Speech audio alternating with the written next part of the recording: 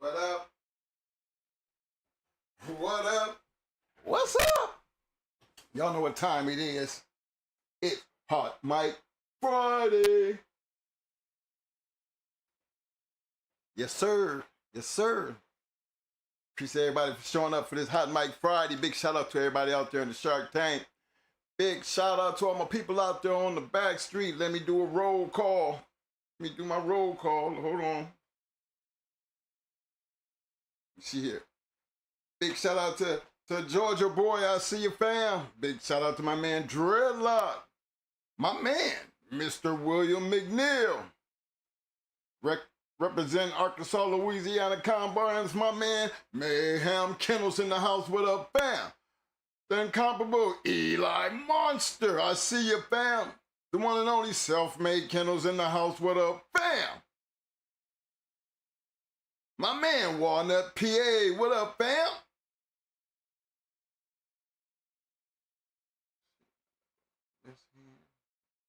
One and only and incomparable. Long-time supporter, the one and only Mr. Dickie Foster's in the house. What up, fam?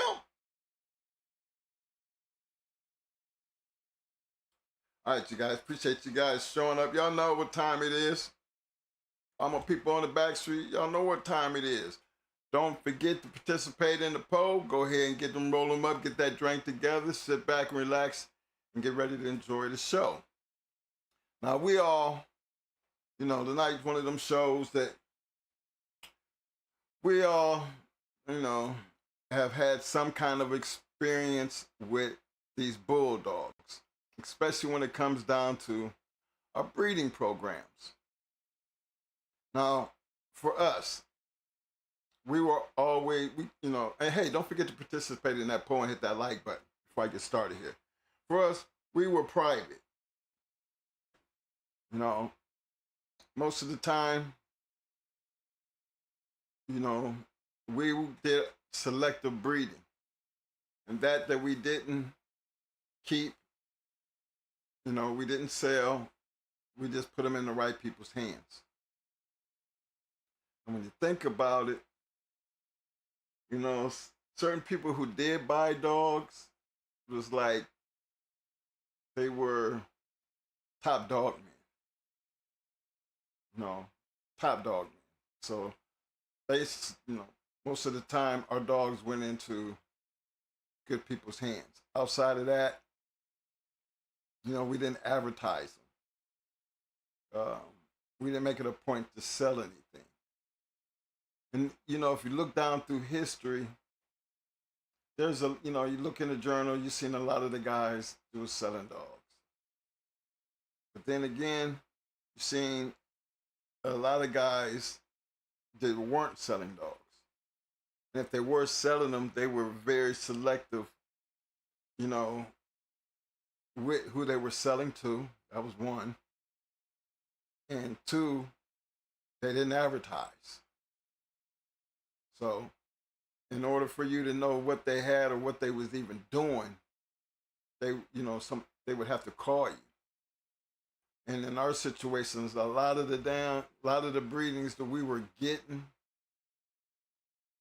we either knew those people or somebody that we knew them, and they wasn't really open, but they would go out their way and they would let us come in.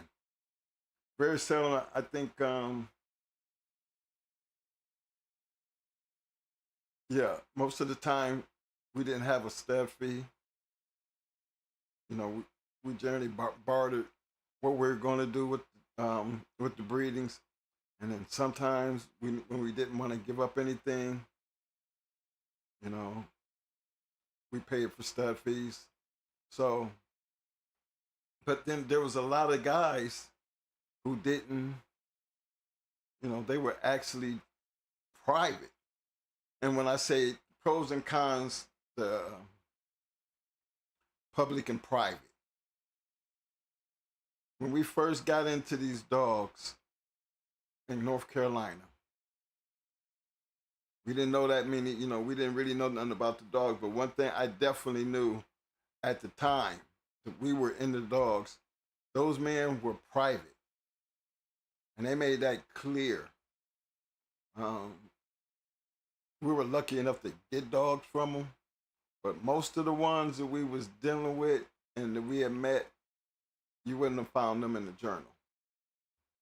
Um, that was one of the big issues as we were um, leaving North Carolina, kind of after being there all those years, that it became a big fallout between, because they were selling dogs. Somebody started selling them for a certain price, and then somebody over here got mad about this person selling them for a certain price, because the thing was we wasn't going to be doing this, or they made a breeding and then they got the puppies and they wound up selling it or advertising it, and somebody got mad because they didn't want their blood out. There was a whole lot of confusion going on about going from private and somebody messing up their agreement by going public.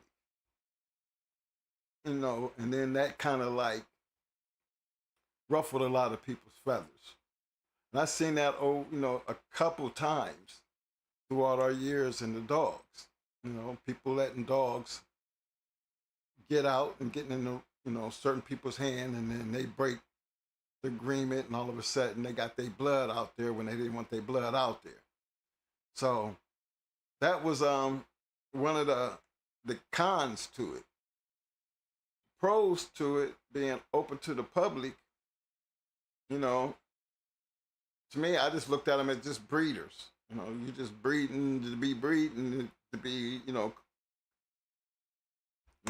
collecting stud fees and letting the blood just go. A lot of guys make money doing that way, and a lot of guys were in the journal. As you'll notice, Floyd had a damn page. I think Floyd had, I'm pretty sure Floyd had the back cover of the journal for as long as I can remember. And there, Mountain Man had, a lot of guys, but then they were doing it, I put it like this. Most of the ones who went public with certain dogs, they had already finished, the dogs had already finished their careers. They had already got the dogs that they want off of them. So now you got a dog that you're just opening up for stud fees and collecting stud fees, because you got what you want, and it's that point in time where you want to collect what you got. Now, it was a couple of them, but along the way, you probably looking at a dog that was maybe 7, 8 years old before they actually open that dog up to public. Because you got a 3-time or 4-time or even a 5-time winner. He's about 4 or 5 years old at that time. You're being selective. They stayed private and was doing a lot of selective breeding. And then when the dog got older, then they start taking advantage of the stud fees and the money, letting the money go to cha-ching at that point in time. But even in some of those cases, they were selling certain dogs on the yard, and that, generated a lot of income because they're breeding puppies. They're selling good puppies at a phenomenal price, more than what you would get pay for a stud. And even then, they were still being selective about who they were selling the dogs to. So to me, that's still private because you're still being selective to who you're selling the dogs to. You're just not selling the dogs to just anyone. So I always looked at that as a private selective program. You're picking and choosing who you want to have your dogs. But public, it didn't matter. And I always looked at it, okay, being that we were so private, how did it affect us? Being we wasn't breeders too, though, but how it affected us over the years, okay? Because, again, you can't really move a bloodline or,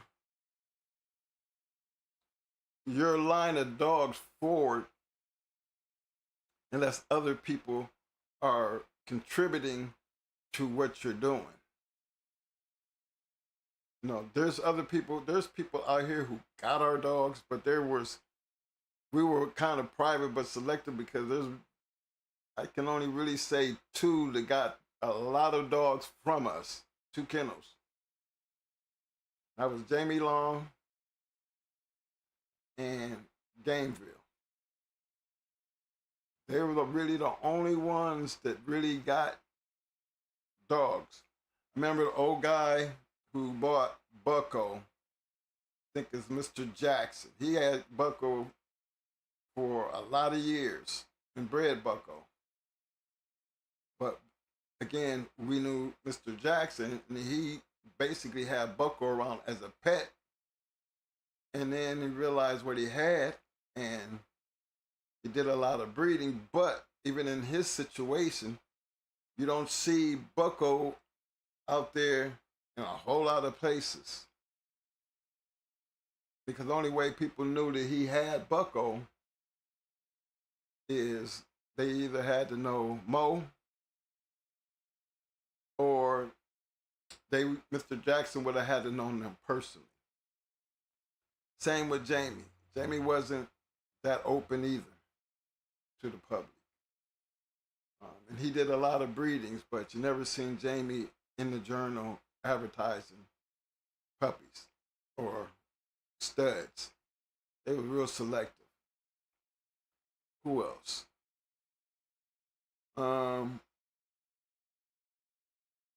I would say just, Stone City was pretty selective, kind of private. Because they was pretty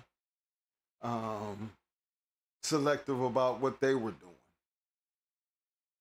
In the beginning, Victor was pretty selective about what he was doing. That's how we got in. And we wasn't paying stud fees. So I know he was selective. Now things did change once he left the country. And I think it did before he left, because again, there was a lot of people who I believe was paying stud fees before he left. And when Mayday, they didn't think Mayday was producing because they wasn't getting shit off of him. So I think at the end of Mayday's career, he did become public, because outside of what we was doing, there was a lot of people who was left, with nothing in return. So I bring that out because, again, how did the pros to it for us is we kept a big yard and we had the ability to pick and choose our dogs and what and who got what we didn't want. And we always made clear anything that we wasn't using, it's going to be a good dog, but it's not a matched dog. So most of the time, for the ones who did get what they got, they did the right thing by them. And then there wasn't that many people who got them for breeding purposes. The ones who did get them, they did good things with them. But then we wasn't open to everybody. We didn't have a lot of dogs out there. And then you got to remember the amount of dogs that we got taken.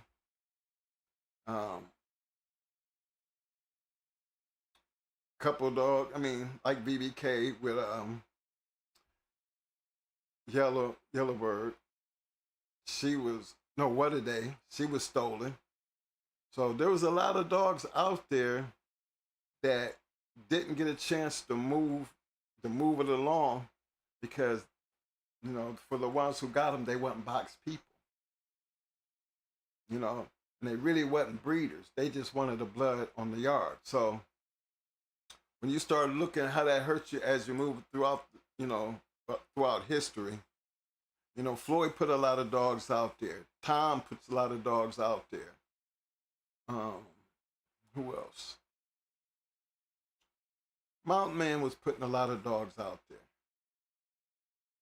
Fat Bill, he was a little selective also. Because couldn't anybody get a Fat Bill dog. Um, Eminem was Selective. Mama was Selective. These are guys that did their own in-house breedings, and you didn't hardly never seen them advertising in the well, never seen them advertising in the journal. I think Stein was advertised, but he was up in age. No, again, like I said, it would be up in age before they would do it. But then everything that they want, they would already have gotten, and to push their program forward into, for years, and be able to make that money, from the old guy while he's just sitting around. Because Supernet, that's one, look how old Grand Champion Ace was when I think he was 7, 8 years old when we bred to him. And y'all see the picture of him. He had the great fuzz on and everything. But he wasn't advertising him for stud. So we just got lucky. He answered the phone and knew who he was and told us to come on up. So I always looked at it like then, everybody had their way of doing things. I know Pat Loposse, and this was before we got in the journal. We got Solo, and she was given to us. But as the years went on, I seen a lot of Loposse dogs in the journal, so, and it was her, or it was the Loposses. They, I think it was the wife. After he died, the wife and the daughter kind of like took over, but they was good. They knew the Bulldogs. And, Mo know a little bit more about them like that because him and Powell was always going somewhere, bringing back dogs. So, the reason I brings that up because, with everybody doing it that way, we were boxed, for us, we were, we deal with the match dog part of the game. So most of the time when we were getting dogs and studying or creating our breeding program, it was always based on something we seen. And then we would go there and, talk to them, and then we would go there. This is how we had the ability to get on a lot of people's yards and see a lot of great dogs. Never had to wait and stand in line or worry about, somebody having a breeding program and we're trying to slide in there and trying to get a bitch bred. Or we over here breeding the shit out of a male and just taking people's money. And, they sticking, but shit, this motherfucker been bred maybe 5 times, 6 times this week. You know what I'm saying? And ain't nothing left for the next guy. And that's something else that you've seen a lot of. And that's why I think it was a whole lot of hitting and missing. Because when you was open to the public, you're not going to turn it down $1,500 stud or $800 stud fees. All he got to do was mount, because nobody really was giving nothing back in return. That was a good thing about with us, if we got a miss, then we always got something, back in return. Or if we didn't even use it again, we could always pass it forward, and people were good at it. Mo always talk about Mad owe him a breeding because Mad had Brat for like 24 hours and then she was back. But then I can understand because Brat was a hard keep. She was crazy. And if you weren't, you see again how Victor had to have her mouth was all taped up. So I know they couldn't got too much done with her being back on the plane in 24 hours. And I, kind of understood why, but still felt like Yodas. But I also looked at the quality of the dogs at some point when you start going public, when it was all about the money. And the amount of people who were selling dogs. And that's why you see these all these crazy pages of nothing but dogs. And if you just think in your head, how many of them breeding was planned breeding, how many of them breedings was people paying their money for, and then you got like Mayday, 15 pages. You would think Mayday in his first group of dogs, you know, you had Brat, Lou Kane, Barracuda, think 9 Millie. You know, I'm pretty, you know, Mo know him better than I do, but I know in that first group, before he left the country, it was a lot of champions, you know, they was just making their name. I know Hunch was one of them. There was another one out there, but Mo would know him better. But these were dogs that was, you know, people that we knew had these dogs. Great quality dogs. So when you look at a dog that got 15 pages, that's a whole lot of damn breeding, man. A whole lot. And the crazy thing is how do you breed a dog that many times when you got that many pages and no frozen semen? But it worked. And I see what money does. Money will make you come up and make that shit work. Because, you know, who's going away to Ecuador? You're gonna load your dog up, and you're gonna send it over, and you're gonna send your money, and you're gonna send your bitch back, and she's gonna be pregnant. Anything outside of that, you don't know nothing about how it was done. You just know it was done. You know what I'm saying? So it was all the things that went into that public breeding that caused so much havoc. I mean, havoc. Because I can look back on dogs who had just made champion or grand champion, and now they're starting to have a breeding program. But before their breeding program would go into effect, you would be basically be doing private breedings, you know, private and selective breedings. And then when you got that out of the way, now you're dealing with a 7, 8, 9-year-old dog. Now you collecting them stud fees. That worked out for a lot of people. You know, did that take away from the quality of the dogs? I don't think so. You know, you had a lot of hit and misses, but I guess when you got a great dog and it's open to the public, you're going to pull that kind of attention in. But how many times have y'all looked on them pages and you see a whole lot of missing? Because what bothers me about it, like, you bring a dog that much and you don't, you know, and got that many misses, make that dog kind of make you feel like that dog wasn't, you know, it's not a producer. I know you can't hit on every one, but we've been in dogs for a long, long ass time, you know, and be in it as long as we have, and basically everything on our yard we bred at the time. Everything we used was bred off the yard, and that there wasn't worthy. I mean, they were all worthy, but they just couldn't make our professional team. They went into good people's hands. You know, a lot of them wound up being pets in other people's hands. But,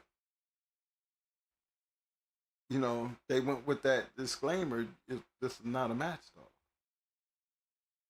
You know, we didn't cut no nuts or do anything. You know, we sold them as they were. But our breeding program, you got to kind of look at our breeding program wasn't meant to be selling dogs either. You know, if we had been, and to me, that's where the con, you know, bad, you know, the con for us, because we had a lot of good dogs with a lot of, you know, I see breedings that could have worked if we had opened up to the public, you know, even the ones we let get away, you know, just put them up for sale, you know, instead of giving them away.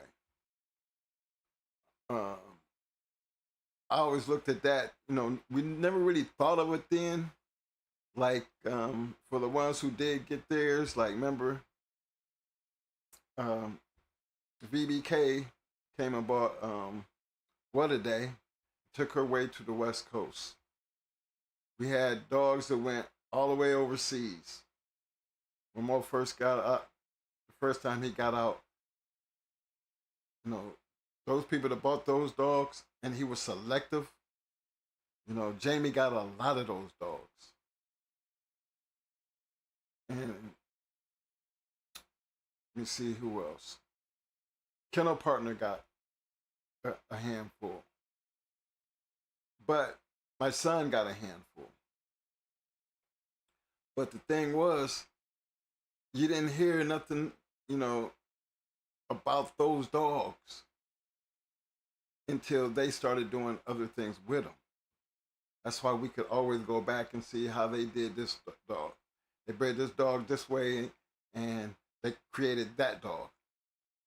When you look at it, if we could have did the same thing on the yard if our mind had been in the frame of selling dogs or selling puppies or open up to the public with stud fees, all that craziness. You know, in the very beginning, Mo was thinking about doing it. But then, as we got started and didn't want to be rushing, you know, when you got a litter of puppies, you don't know which one was which. So, you know, we got, you know, real particular about, nah, we just ain't gonna let none of them get away. And we got caught up in that, you know? So that right there was, you know, the con for us, because we kept everything in house, which prevented the legacy to actually move on where it could have been bigger and better. Instead of being, I don't call it being greedy, because it wasn't about the greed. It's about back then when we were hunting, we just didn't know, when you can't just look at a litter and think and pick which one is going to be that one. And we knew that. That's why we was real hesitant about, you know, not letting nothing get away. We were dead serious about trying to keep the best of the best, and that didn't make the team, you know, it was okay to let it go, because, you know, you call in, you see what you need to see, and then you move on from it. But you didn't open them up to the public by saying this dog's for sale, because we always look, who's going to sell a good dog? I mean, especially a good match dog, unless you're spending 20, 30,000. You know, back then, shit, 10, 15 was a lot. You know, but not with nothing going on, and you'd be like, you know, why would I give somebody 10 or 15,000 because of some papers and they got nothing else on it? Do we got any littermate brothers or sisters? You ain't got, you know, what you got to stand on? I mean, it's something that we never did, but we did sell some dogs for a lot of damn money. But then they had accomplishments behind them, you know, and they did leave fast. But when you're sitting there dealing with the pros and the cons, what the pro to it is, you got a good breeding and you're getting it out there amongst the public. Look at Floyd Boudreaux. Look at Mr. Finley. Look at Pat Patrick. Look at Chico Lopez. David Tant. I mean, even Windy City. I mean, you know, they wasn't really open, but they, you know, they advertised a lot in the damn journal for sure. Bob Laurie, another one. Yeah, Windy City. Yeah, Bob, he advertised a lot in the journal. Everybody, Reno, Rocky. Yeah, he took over. Chippy. He took over the Night Cowboy shit too, didn't he? He had all that boils on Red Boy. Who was that shit that he saved Beeline? Wasn't he the one that saved Beeline? No, that was Wildside. Wildside, okay, yeah. I know somebody jumped in. And then even Wildside, they was in the damn journal selling a lot of dogs. Everybody sold dogs in the journal. Everybody was pretty much selling dogs, but then even they had stipulations because they might have had them out there to get people in, but then all of a sudden you make the phone call, they were selecting breeding, you know, you would be getting the old motherfucker, or they would, you know, there was always going to be something behind it. Hardcore. You know, he did select, he was kind of open. He was, you know, hardcore was open. But there were so many that were private, but advertising, but being selective. Because a lot of guys was trying to push they work forward, but they needed to get their dogs in the right hands of the right people to make the line move.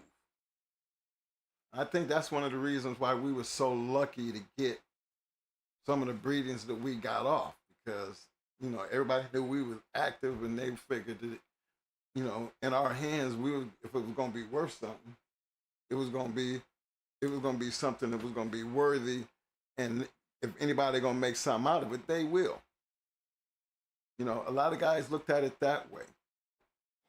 Sometimes I be wishing, you know, I think back on us and thinking about all the dogs that we was clearing out and basically giving away. What if we was just actually just selling them or keeping them on the yard and then breeding shit just to sell? We never thought like that, fellas. We was never in that mind frame and had the property to actually do it. 10 acres. We had the property to actually do it, but, you know, Mo was always strict on he ain't feeding bullshit. He ain't going to feed and clean up shit on bullshit. And from the business side, you know, it did come up, but considering he's the yard, I mean, he's the man. He's responsible for everything out on that yard. And when Mo gave it the, it was it. You know, and we both generally did everything together when it came down to that. You know, but to me, that was the con part. You know, the pro part was being able to keep what we wanted and let it grow up and see what we was going to get. You know, that was our breeding program. That's what private did for us. We didn't have to concentrate on one or two dogs. We had a yard full of match dogs, and we matched dogs. Good dogs. All the time. Because we had a yard full. You know, we could stop and have a breeding program and still keep matching dogs. Check out the next bunch type of shit. That was the pro to it. That's what kind of made it the fun part. But then you look back and watch, you know, time has passed and you look back about all the dogs that you let get away. And these dogs were great dogs over here. But then if we had kept these dogs over here, we could have been just making a name off of these dogs over here just because of the dogs we had over here.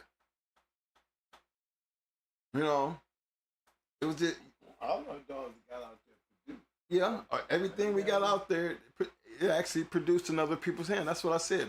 The shit that got out there in the right people's hands, we wouldn't even be talking about going hard dogs if they hadn't done something, the things that they done with them. They took them and was successful to keep their programs going. Remember, really, to me, it was only two who actually did a whole lot of that, and that was Jamie and Gainesville. Gainesville. Yeah, them two right there. You just look into Jamie Long. Got a list of shit over there. And to me, Jamie really wasn't public. Was he? No, yeah. But he had his reasons, but again, look at the great dogs that he got, and look how many dogs that he produced that came off that going hard shit that he got. You know, Danville, I don't even have to talk to them. To me, they're gonna have their own story. Whenever that time comes, whenever they sit down and really want to just introduce themselves to the public, because they got a history and they have. What's his name? Screaming Demon. Yeah, I mean, that's Screaming Demon, that's Mayhem. I mean, all that. They got so much, that even when I look down in the chat and every time I see Mayhem, to me, every time I see him, he was part of something. He is part of it. He wasn't part of it. But he is still that Arkansas, Louisiana shit, that combine out there. They was something else. I mean, you can't talk about, that's Levi. You can't just exclude them from, the work they put in, because they had a lot to do with taking a dog and making something out of it. That cool buck shit. Jesse came from this cool buck brother to produce statement, BJ and Charlie. Yeah, well, I'm gonna let you go ahead and fill that in. I'm just gonna go over the small parts, with the pros and the cons to it. Mo gonna fill you in on all that shit out there. They got out there, and I heard a question asked, about how, somebody got made to. Well, I'm gonna let y'all know. Mayday did not make the team, man. He didn't.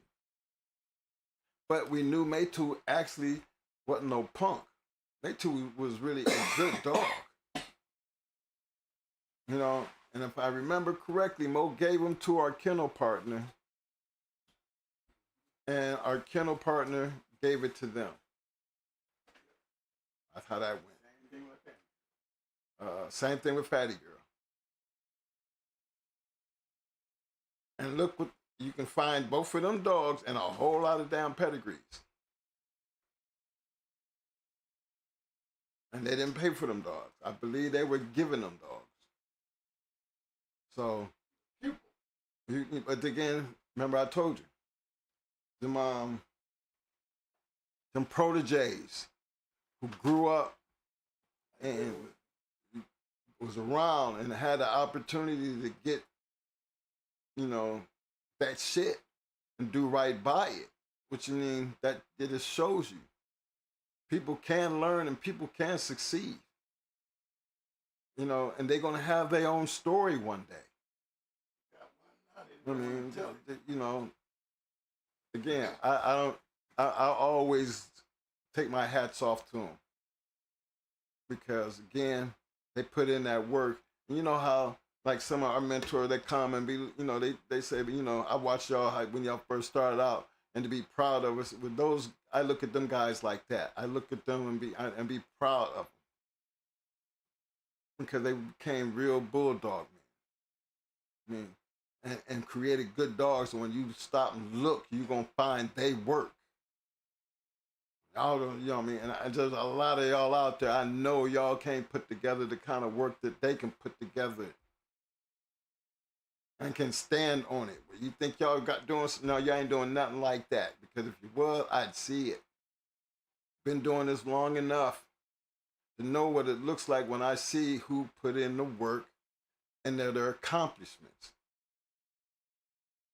there's people that sit out there in that Shark Tank that y'all would not believe just how bad they really are. Some badasses sitting out there in that bad boy. Y'all think y'all got something. I know everybody kind of got an idea of everybody out there. I know there's a whole lot of bad asses out that motherfucker right there. And there's a whole lot who think they bad as hell and ain't got nothing, nowhere close to the kind of work that some of the people that I know that sits in that goddamn Shark Tank. But I don't put them on blast. I just know they're out there. Whenever they want to have a chance to tell their story, they know they got a platform. But they know I know they there. And they know I know the work that they put in. And they know that I know they do all the respect because you got some of the greats that are amongst the people that hang out in this chat. And I watch people who are nowhere close to these people's level. And them people that I'm talking about are so humble. They're so humble that y'all don't even know who the hell y'all be talking to half the time. Actually, I see some of y'all doing shit that I would think if you knew who you was actually talking to, you'd be embarrassed to even think and say the shit that you say. Because you really don't have no idea who you talking to. That kind of shit, when you just sit back and you watch, and you be like, okay, the amount of work that you put in is always going to show in the end. Whether you want to or not, it's going to show. Because you don't get success over a time period, over just, without putting in work over the years. We all understood the risks we were taking. Some of us wanted to keep our shit private because we didn't want everybody to have your shit. Was that a good thing? Yes, it was a damn good thing for us because at the time that we were doing it, you got to actually, in the very beginning, we said you got to ask yourself, what are you trying to be? You going to be a hunter or you going to be a breeder? That was our options then. We chose to be hunters. So instead of going out buying stock, we felt like, hell, we just going to make our stock.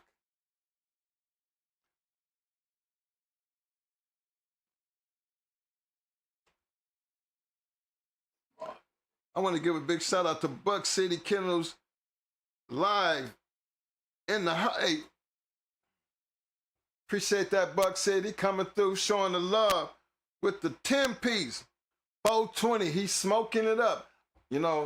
Appreciate that, fam. I sure wish I knew what you was smoking on, because you be having that fire shit up your way. So, you're always changing up. But, hey, good coming through, and big shout out. And, being that you're in here, yeah, May 2, he was actually given to them. Them boys there, they were actually our protégés. Those are the guys that we, that grew up around us and knew everything that we did, learned and put in the work, and the work speaks for itself. Other thing I've been meaning, I wanted to answer for you was Jamie Long, he died of cancer, bro, way back. But Jamie has had a whole lot of our dogs. A lot of them dogs that you see, Orca and Maximo, and when he bought the yard, that's where them going hard dogs, how they wound up on his yard. He bought them. And gave me Baby back. And then gave us Baby back after he did what he did with her. He sent her back.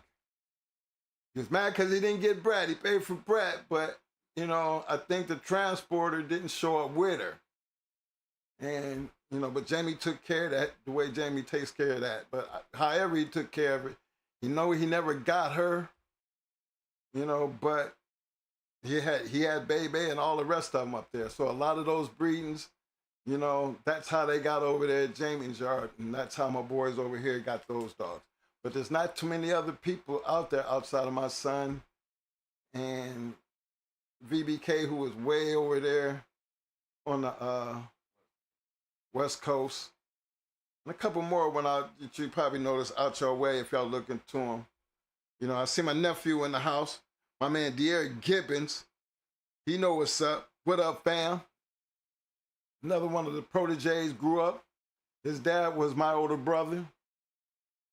You know, man took me under his wing. You know, when we was in Ohio, you know, leveled us out, actually taught us the business side of having dogs. You know, if y'all gonna do this, this is what y'all need to do. And he was like the neighbor. And we had that big ass yard, you know, so that's why I look at his son. Their dad has passed on, but then, you know, they my responsibility because I owe it to their dad because, you know, he mentored us and I'm always be there for them. So this is one of them things you just, you know, you're going to always find yourself passing shit down. And that's if you're true to it. You don't, you know, when we talk about these things, we try to bring it like a lot of you guys out there, y'all like part of the family. So we just going to give it to you straight off the block, straight keeping it real. I'm trying to tell you, look, be true to what you do and how you do it. If you're going to be breeding shit for yourself, then don't have nobody in your business. You know, if you don't want everybody to have your shit, just make sure you keeping the right shit before you let the wrong shit get away. See, there's nobody that I could say ever been in our crew that got into selling puppies. So maybe that's our fault because we never got into trying to sell puppies or even sell dogs. Most of the people that hang around or we was around, they were breeding up their own stock and using their own shit. And most of the time for everybody, the ones that I know, I can talk about them because they all turned out to be some badasses. I mean, hey, they had badass dogs, you know, so that's the pro to being private. I mean, before, you know, look at all the money you passed off, all the things that you could have done if you had for the money. To me, that's the con, because you can forget about the quality and just go after the money. You know, and that's what takes me back to looking 5 and 6 pages of Bulldogs, and you might find maybe 2, 3, or 1 out of there that was a ROM or a POR or was a winner. You don't see a whole, you know, 15 pages, and you don't see, I ain't never seen no 10 and 15 champions on a 10, 15 page anything. I ain't seen it. And so anytime I see a motherfucker that been bred 1,596 times, and I'm just thinking that's the number I seen with Mayday, 1,596. And how many champions could y'all? That motherfucker's supposed to be he should be on the goddamn top of Mount Rushmore by his goddamn self with that much breeding. And you ain't got nothing to even put him ahead of Jeep yet after all these years? Yeah, I find that shit problematic. I find it very problematic because, again, that's a whole lot of breeding to be getting a bunch of nothing. What made Mayday great in the very beginning, y'all, is the fact that everything the motherfucker was stuck to, goddammit, during our time period, while he was here in the States, that motherfucker was that fire. That's what I'm trying to tell you. He was that fire. Everything that was on the ground. Remember, Brat was just the first.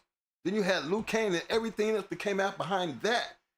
He wasn't nothing but a 3-time winner when we did it, when we met him. So we was way ahead of the game when it came to that point. He wasn't even heard of. Ain't nobody know who the hell Mayday was. I think Mayday didn't get popular until he went around and whipped Tant's ass. You know? And I don't know what made that blow up, but then it wasn't just the fact that he whipped Tant's ass. You had Brad, you had Luke Kane coming right out the gate. Then you had 600 and Twisted and Barracuda and Mayday. I mean, all these motherfuckers. These are the motherfuckers that was here that was out there smashing shit. And we in the fast lane when shit is hot. And you look, these dogs was actually putting in some damn work. Now, that's before he left.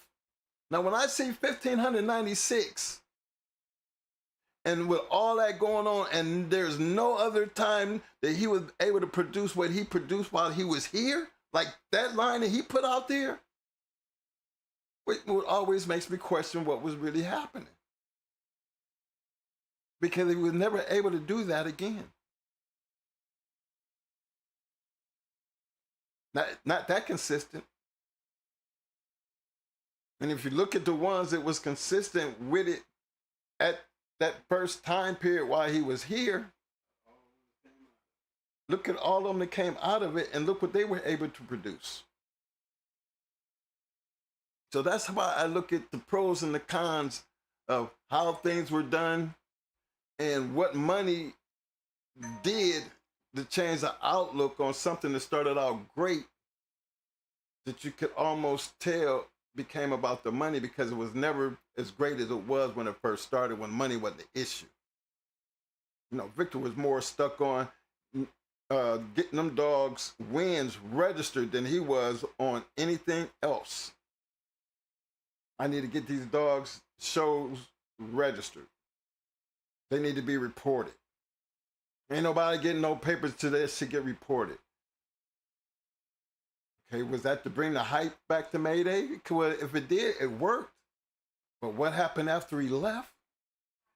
And before he left, all the motherfuckers who didn't have shit, who didn't get shit, you know, that's that part to where I'm on, I ain't know. That's the con. Because the pro happened in the beginning, but the con came in when the money started rolling. Because you can't show me nowhere at 1,596 pages, puppies, and with all them goddamn breedings, and I still have yet to see how it was ever again like it was when it started. Which means there might have been some foo-foo in the game. You know? But then you had dogs like Baby didn't get bred that damn much. Remember, everything the Baby actually dropped, damn it, she didn't have a whole bunch of damn dogs she was bred to. Sassy wasn't bred to a lot of damn dogs. Well, she produced, though. You could follow her shit, and her shit, actually, she got shit out there. You know? Mayday, he was bred a lot, but his offspring is what did it for him. Because them boys was using everything that they was breeding. You know, look who their teachers is. They doing the same thing we doing. We don't give a damn. We just want match dogs on the yard. We just gonna keep playing. We just gonna keep smashing people. We ain't selling shit. We private like that. Did that hurt us in the end? Did that hurt them in the end? I don't think so. Because I know for us, we was hunters, and I know that was they mind frame. But did we do them? Did we not give them the whole playbook where they could have actually, you know, had the ability to make money if we had brought that to their attention? You know, to me, that's where we let them down, the con. Because they didn't do no more than what we taught them. And in the long run, did we cheat them out of something? Because there's a lot of guys who out here who ain't got shit to selling dogs, making a whole lot of damn money. But again, I sit back and where's the quality of the dog at? And this motherfucker's still over here making some money. How does that work? And that's what makes me knock myself with the con parts. You know what I mean? Damn. We were so stuck on quality and performance that we never looked at the money part. Didn't really care about that part. Because I see the money, you really don't need to have nothing be, you know, all you need is the papers to sell a dog nowadays. You might have 8 in a litter, and maybe 1 out of that litter might be the shit. maybe 1. You're doing good if you get 2. Even better if you can get 3. Anything more than 3, that's a hell of a great litter. But what'll happen to the other 4? Who got the other 4 that couldn't get shit? They couldn't get shit and didn't do shit. Was it because they didn't go into the right hands, the right person didn't have them? Remember, all this has a whole lot to do with the person who has the dog. That really does matter. So I still weigh the private against the public. And even when you're private, you had a better chance because remember, we were still being selective and we just knew the right persons got the dogs, which meant the dogs in the right hands actually did the same thing it did for us. It did it for them. That's being private and selective, and it worked. I mean, we didn't get a chance to put them out there to let into everybody in the whole world's hand because neither one of them did it. But just think, how much money did we actually pass up? Because if you were thinking about the money, look at some of the great dogs they had that they could have been studying out, selling puppies, all that shit. But no, neither one of them ever get into the mode of selling any damn thing. Did that hurt them? No. I mean, I don't think it hurts because, I mean, we ain't still in the 2024 and I know I can still find going hard dogs. And it's 2024. So, in the game of the day, I don't know how the game of the day works. Because hell, I think if I really wanted to sell some puppies, I could take that little bitch I got right now. With no accolades, nothing on it, nothing. I mean, nothing that, other than going hard as a damn name. And I wonder if I could sell some puppies off of her. Why would people buy a puppy off of me because of her name? Because I owned her? It ain't nothing about what she, just because she got good papers. And see, that's a new part of life. I would feel like I would be cheating somebody. Because I have nothing that I could stand on except, this is a going hard dog. And, we keep good dogs. This dog's been around, it's been around. This is something, believe it or not, like I said, it's Michael Myers shit. Yeah. Been hanging around, still around. Why did we jump on Michael Myers shit? Look at Michael Myers. Come on now. If y'all don't know, y'all, hey, look, we ain't that far away from the game. You ought to know, look what we bred her, that created her. So there's still good dogs still around. Going hard shit still sits around. But it's not the same kind of dogs, fellas. They're not the same dogs. And I just never felt that we should just be selling dogs just because it's going hard. That's just the name.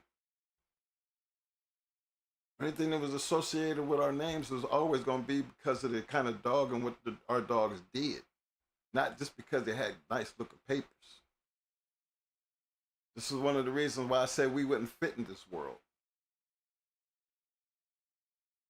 Because I still couldn't bring myself to sell somebody a dog just because of who we are. That just wouldn't work. So there again, same mistakes I was making back then, because I'm taking advantage of the breeding program. What's the advantage I had? What's the advantage? We didn't have to go out and buy dogs. We could create our own shit. We can go out and win with our own shit. We can go make some more shit. What was the con? Well, we didn't take advantage by breeding the shit we had and selling it to the public. That's the problem. If you put it out there and put enough of it out there in the public, you'll have 15 pages of motherfucking puppies and a whole lot of damn money and not have a damn thing to show for it, but maybe a handful. To me, that's the con. Never got into that part of the game. So that's what I'm trying to get you guys to understand. There is a pro and a con to this game. And you got to weigh the table of which one you're trying to be. We started this real early in our very first video. Figure out, for us, we had to figure out which one we was trying to be. We either going to be the hunter or the breeder. Well, we started out being a hunter. But we had to breed. Why did we have to breed? Keep our stock up. That's the only reason we was breeding. To have good dogs to hunt with. Not good dogs to sell. That wasn't in the program. Not sell good dogs or puppies to be known. That wasn't in the program. So maybe that was a downfall for us. That was the con for us because we didn't take advantage of the situation when we was basically riding high. Still got to put yourself for which one you're trying to be, though. I still would not sell puppies just because it's a going hard dog. I couldn't do it. Wouldn't do it. Why? Because I'm going to be going hard. That's my name on that motherfucker. It's got to fall into the caliber of what the rest of them used to look like. And if I wasn't selling them back then and they had everything, then why would I sell anybody something that has nothing? I still ain't got around to having that kind of heart to sell you people a bunch of bullshit or untested shit. That's why I stand by what I say. We don't fit in this world. That's why we jump on the bus and come all the way back to my world. Because back in my world, you can buy a puppy now based on what I know after she picks up a championship or a grand championship. Yeah, you buy a puppy then. You can have one back then. If I just been like that, you don't know what I know now. Yeah, that bitch be breeding all kind of shit. Shit. You know what I mean? Shit, probably trying to take one of the males off the yard after chopping his ass out. You know what I mean? Put that shit together. I got some accolades there. I know I'm finna run through some shit. But that was back then. When I wasn't thinking about doing that shit. So it don't work for me in the now when you ain't doing shit. I just wouldn't be able to do it. Couldn't do it. Because then it's all about trying to be in the market and just selling the dog because it's from going hard. I still be telling you this dog is not going to be sold to you to be used for any illegal purpose. So anything you must be working with, you better be loving the way this bitch bred and accept the fact that it's coming from going hard. Chico Lopez does a great job of doing it. Nice looking dogs. Gotta give it to him. Tom Garner. Nice looking dogs. Look at the pedigrees. But that ain't us. That's just not us. You know, and then that takes me back to what I was saying. The pros and the cons. Which one? I mean, y'all remember the poll question. I haven't had a chance to go over there and look at it, but I'm going to get over there and take a look at it and see where it's at. But again, everybody, y'all keep taking that poll, you know, and help me out here because, again, that's what we all do all the way down to. We're not talking about the now. We're talking about the past. Because you can go back and look in the past of who were private and who were open to the public. Let Mo go run that down to you, and you'll see that a lot that was actually started out private became public because of the accomplishments that they made.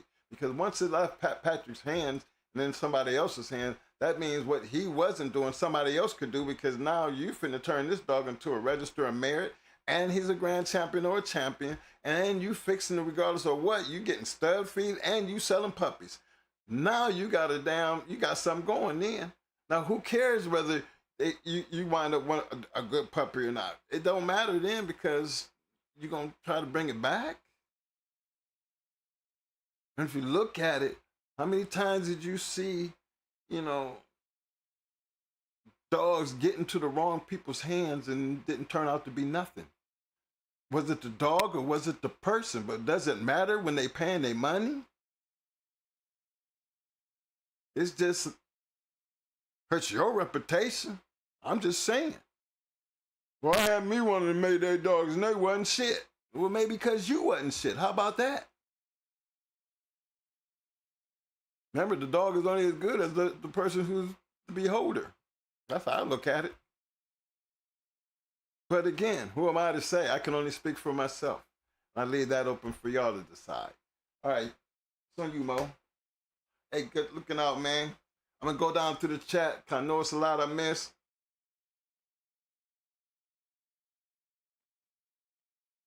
But I will be addressing it as I run down through here. I'll give Mo a chance to get this thing together. But let me get back to this chat right quick.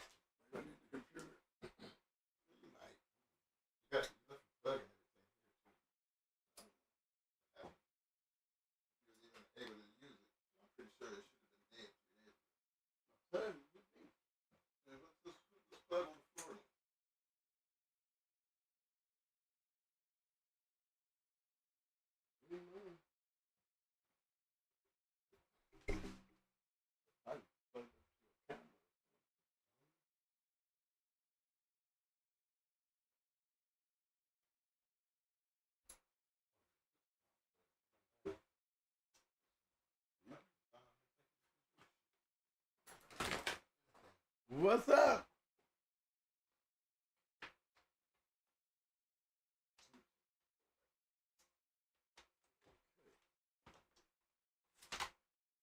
How y'all doing tonight on this Talk Shit Tuesday?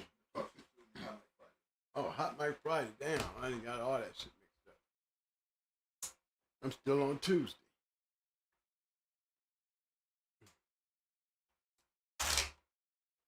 How y'all doing tonight? We gonna read that poll all night. Okay.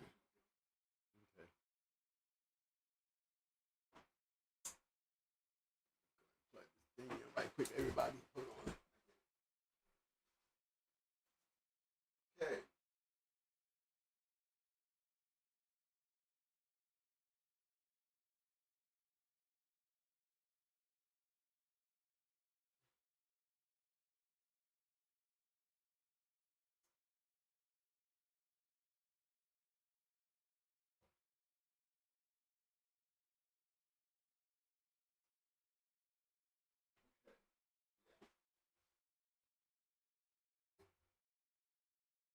All right, fellas, the poll tonight.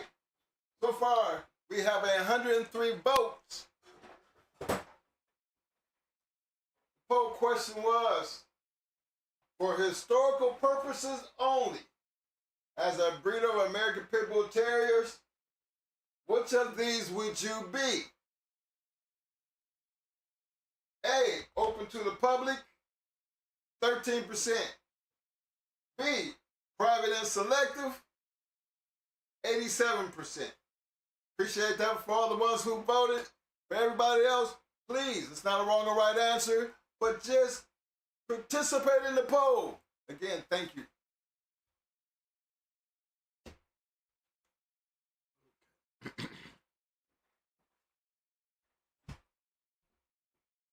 Private and selective. I'd have went for the money. No, what I know now, I'd have been at that money. You know? Now, I seen Windy City. You know, they did start selling there and out their dogs, but they had a lot of great dogs on the yard. Crazy Tippy, Reno, Rocky, Beetlejuice. He just had a lot of them. And he was the good thing about him, he was a breeder slash hunter, but he wasn't really a hunter, but he showed up at a lot of shows. You know, you definitely seen Bob got around. He stayed in the active world. If y'all can hear me, let me know, man. For Mike, turn it up because the mic is like right there.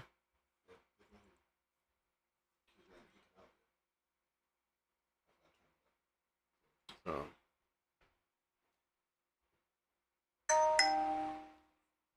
Hey, did you ever talk about our boy Mike Jackson, man? Did you give a shout out to the... No, I'm gonna hit him later. Okay. So he was talking more of this thing. What I said, okay? No, man.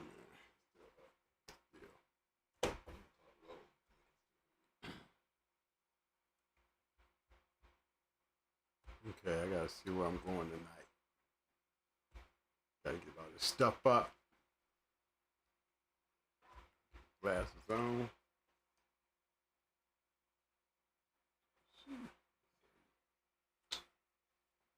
Well, how y'all doing out there, fellas? Any bad news going around?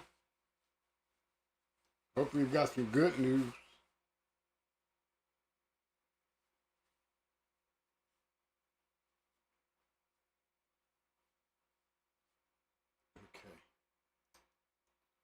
Me personally, I'll be liking both aspects of it because you look at a lot of the breeders that were able to make good breedings and get the dogs in the right hands. Ron Newman was another good one. Ron John Kennels. Yeah, he was a good one. That Newman's buck dog was a pretty good dog. It's real nice to have a winner that could produce some winners. Which he definitely did. That's where Kunta come from, off of Newman's buck.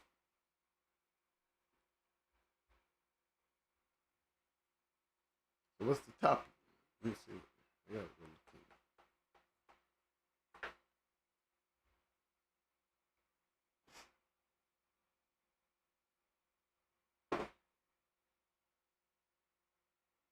Hold on, everybody.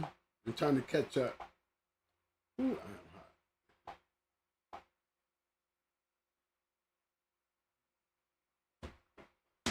Okay.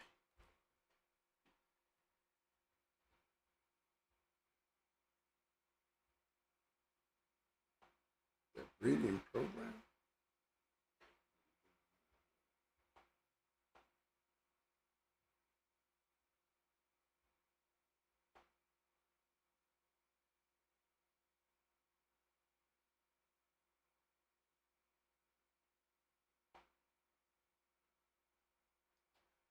Okay, while Mo doing that, I want to give a big shout out to my man, Mr. Burning Star. What up, fam? My man Dathan Cudger in the house. Welcome to the show, fam. Welcome to the Shark Tank. Big shout out to my main man, Hard Fitness Kennels in the house. What up, fam? My man Double M Thesbo in the house. What up, fam? Full Bite Kennels in the house. What up, fam? MB for Fire, I see you, fam. My man Yo Styles Kennels in the house. What up, fam?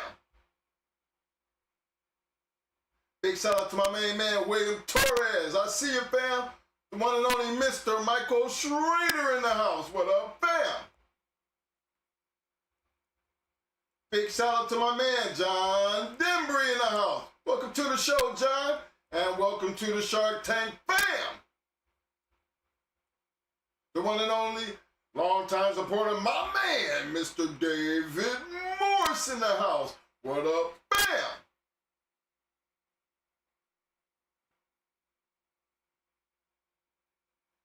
Yo, my man, 6. I see you, fam. Big shout out to my man, Mr. Mike Lee in the house. What up, fam? The one and only Fat Farm Ray in the house. What up, fam? Yo, K-Walk. I see you, fam. Big shout out to Deep South Country in the house. What up, fam?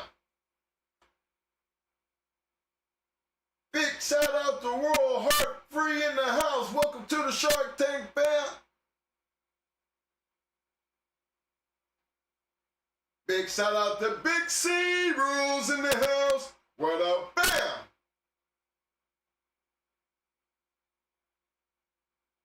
Big shout out to my man Buck City again in the house. Yeah, Buck, you probably know who he was. You know who he was. Just in case you don't know, you know who he was. Who that? Buck City said. He said, Mike, you remember Jamie Long used to record conversations?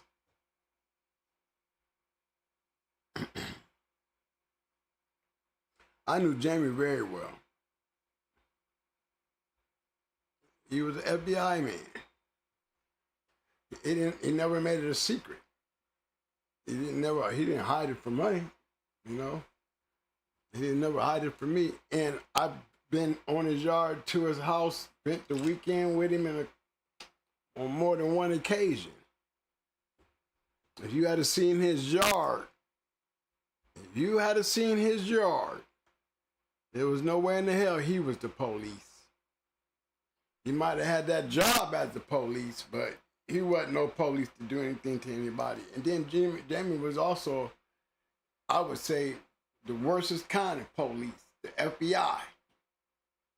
You know what I'm saying? Jamie he wasn't all that righteous now. I mean, for real. If you had ever seen his yard, no, ain't no FBI guy trying to plot the beat or get people locked up. Don't have a yard like that. I didn't even have a yard like he had. Dogs was tore up. When I say they was tore up, they were tore up. He kept his dogs. He didn't care what they looked like. Y'all see Elrod. When I saw Elrod was missing half his face. Toe up. Don't look nothing like that Elrod. The Elrod, the 1-4, you could tell he'd been through it. Or he threw him into one of them old branch cutters and, the branches and put him back on the chain because he was fucked up. When I got Baby back, she was fucked up. Her legs was like through. But he had bulldogs on his yard, and he had some pretty bad, scarred up, fucked up dogs that I wouldn't have had on my yard. But he took care of every dog, nice, healthy, they ate, had deers hanging all over the damn place, because this dog ate chicken necks and deer meat. Not dog food. They ate actual wild animals. So he was a funny guy. He spent a lot of money when he bought my yard. He did. And he bought Orca and Maximo during the same time he bought out my yard. So if he was the police, he was sure spending money like a dog man. If he was the police, he sure made some badass breedings and was matching some badass dogs. And he was getting around. And that's why we gave him respect, because he made Yellowbird, he made Elrod, Gus, all them. He did all that. And I was the only one. Me and Latin Force was, he didn't never put his stuff out there, and we never put his stuff out there until after he died, where, that was the deal. Because of his job. We knew when he won and when he lost. He didn't lose a lot. But when he died, then we was free to do giving the dogs their proper accolades. Me, I kept putting them in as 3-time winners. Never did, ever once did I put a champion on him until after he died, because we gave him that respect. Same with Latin Force, with Maximo. You know, so they was pretty good, and they was pretty good friends too. Latin Force was pretty cool with him too. They know how Jamie was.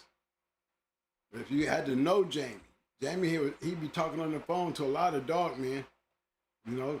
But if you actually met Jamie had a totally different other personality. Jamie was cool as hell. He was definitely an FBI man, but he was the kind of FBI man that he hated. He did for the FBI. He set up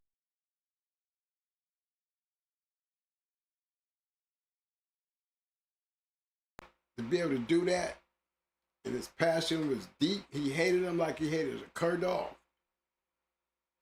That's the truth. He hated him like he hated a cur. But his personality, he didn't play either.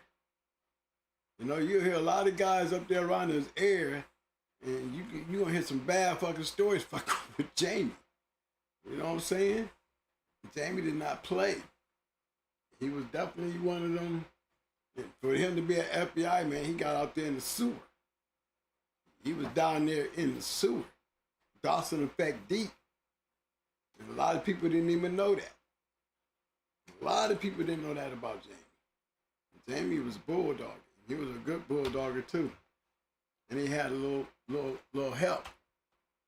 He had a little help out there. But when he died, his name wasn't even Jamie. That wasn't even his real name. Sound like a German name. His real name was like a German name, you know. But yeah, he did it. He did it. He wasn't a police. That's for damn sure. I can vouch for that. Nobody ever got busted around him. He was in Virginia. He was around the Michael Vick thing. You ain't gonna hear Jamie. He was around Jihad. All them was around. All them was around at the same time. Ain't nobody getting busted. And guess what? They was doing dogs. There wasn't nobody getting busted. So it probably make a good conversation to y'all now, where y'all want to make him something that he wasn't. You know what I'm saying? But I'll be here to say I'm still alive. And I knew the man personally.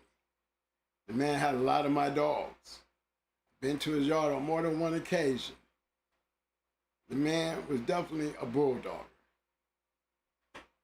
He had hot dogs. He had bought some of the baddest dogs out there. Remember, he's buying these dogs. Buying them. He never got Brat back, but guess what? Not the fact that he gone.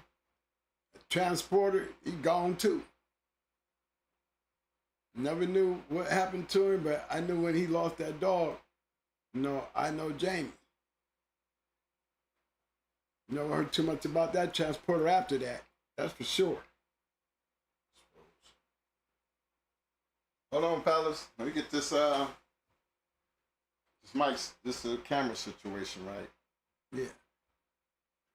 Sure. I would go to Bob Lowry next, because Bob was another one that he was, like you say, you know, he was just, let me just wait till I get back on the screen. You are on the screen. No, I'm saying, That's what I'm saying. I'll wait. Hold on, fellas. I got to do a quick reboot. I don't know who that was. Mike was talking about somebody had gotten in touch with him about Jamie. He used to match some of Jamie's dogs with him and how crazy Jamie was. Well, see, he would be my you know, that's my, somebody to back up what I was saying about the man. The man was crazy. I mean, for an FBI man, you would have never thought about that with him. For real. So He was not. He was the police, but he wasn't no police in the dog game. That's for damn sure. He was just as hood as I was. And when I say he was hood, he was hood. I mean, Jamie did some crazy shit out there. He was crazy. Like I said, he did not get Brat, and he paid some good money for Brat. So I'm pretty sure, he didn't take that lightly. Let me tell you another one. Bob Lowry, Jamie, he wasn't, his foot was nowhere in the bucket like Bob Lowry, though. Windy City Combine, Bob Lowry had some of the greatest dogs on his yard.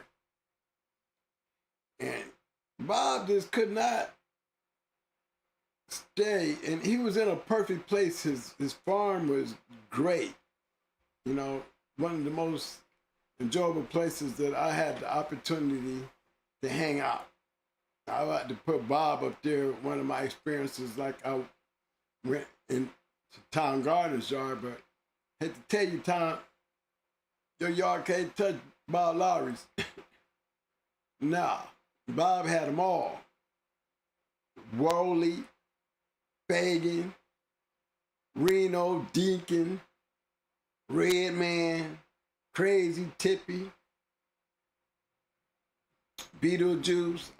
Champion Beetlejuice. All these is champions and good dogs. But he was, he always became a target of a dogfighting investigation. He kept getting caught at dog fights. He was there the night that we got raided up in Romulus. He was there. When you got somebody who's been under the spotlight and you catch him there, here we go again. And they just kept messing with him until they just knocked him out of the dog game. Shout out to Bob Lowry, but he got a bad deal in his cases, in his dogfighting cases. It really got on him. He had some great dogs. Was he a breeder? I think he was a breeder because he ended up with a lot of great dogs. So he was almost like on another level of what Jamie was on, but Jamie was, he wasn't on the Windy City Combine level. I think they was hunters, but they were breeders because they both did something. They got great dogs and they did a good breeding. Jamie went and got Hot Dog, Burn Stumpy Dog. He bred that to Sassy. Jamie went and got the Mugger Dog. He bred that one to Sassy. He was doing all kind of breedings to come up with stuff. And came up with some good ones. Abu, you don't hear us talk about him, but Abu was not a champion. But Abu was a hell of a one-time winner. And then he had another one that was a two-time winner. But when you go and actually go in his yard and actually see those dogs, them dogs damn near look like they missing body parts. I'm like, who are these dogs fighting? Bears? His yard would have got us locked up in our yard taken. For real. He had some banged up dogs. And when I say banged up, they were good, healthy, strong dogs, but they definitely had a lot of wounds that was definitely consistent with dog fighting. I'm talking about 90% of his yard, and Jamie had a whole bunch of damn dogs. And he had that big ass, what's that dog that looked like a lion? He had one of them up there in the front. He had deers hanging all over the place where, I guess he killed deers and hang them up and, he feed the dogs off that shit or something. But I knew he had a lot of deers hanging around his yard. Private Society Kennels said Drake fucked up Elrod. He said Drake fucked up Elrod. It was Drake that did that? Okay. Yeah, see, I saw him, man. I saw him. Yeah, Jake did fuck him up. He sure did. Mm-hmm. Yeah, I know why he didn't ever make 5. But a lot of his yard looked like that.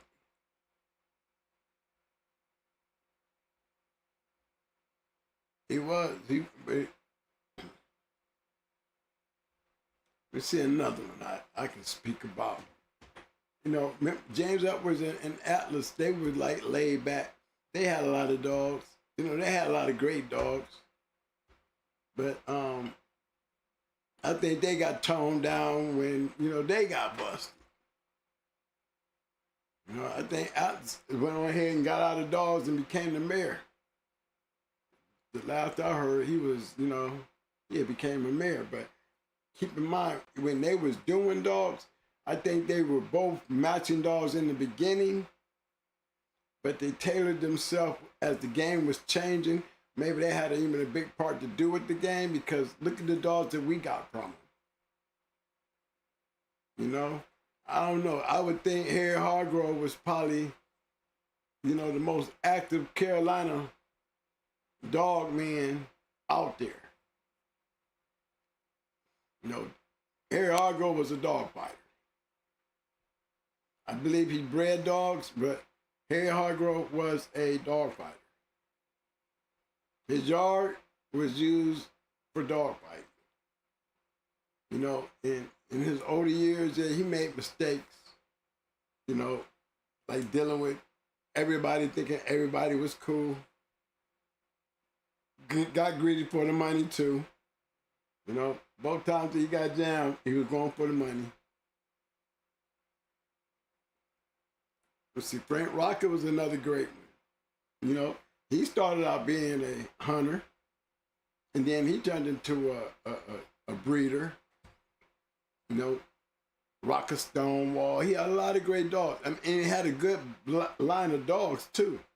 You know, one thing about Frank, a lot of people didn't know, Frank had certain people to this day still got Frank Rocket dogs that he gave them. I mean, he gave these dogs out. I don't even know if he's still alive, but I can tell you, if he's still alive, he's still giving dogs away to certain people. I mean, nice, tight, Frank Rocket shit, Rocket this, Rocket that, you know, and producing winners back then. So, you know, he did a lot to the game, you know, especially as a breeder. You know, very knowledgeable dog man who came in as a hunter, but gravitated into the breeding program. And y'all don't see a lot of Rocket dogs around, but I can tell you, most of them are private. And there's some dogs that's rocket up. Rocket up. So, you know, in 2024, I mean, pure shit. That, you know, people that he gave, you know, they held to the agreement that they wouldn't sell them. And there's a couple of them out there, some good bred dogs too. So if you run across some Rocket dogs, you'll know which ones I'm talking about, because they're going to have great pedigrees. When I say great pedigrees, they're going to have some real great pedigrees. When people constantly putting it together. My man, Sporting Dog Archive. Appreciate the comment, Sporting Dog Archive. He said a hot dog would bite. Don't forget, Windy City Combine Rocky, Jamie had King Tut from Two Eyes. Beautiful animal.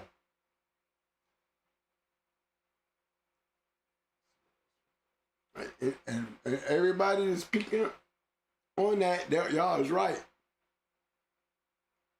Hot dog would bite your ass. And he had Rocky. He had a lot of good. Look, I had every picture. I had a picture of every dog on Windy City's yard. I mean, I am running around the man's yard like I'm in an amusement park. What the man had on his yard, I took a picture of, and I had my shit labeled. I had nothing but pictures of his yard. I had Rocky, Reno, Redman, Beetlejuice, Crazy Tippy. I'm sitting up there snapshotting. Before there was a selfie, I'm sitting there.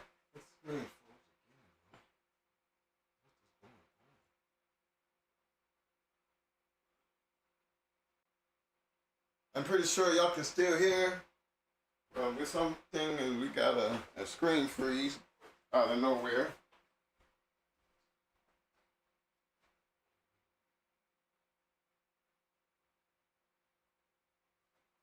Check my connections right quick here. Y'all hang in there.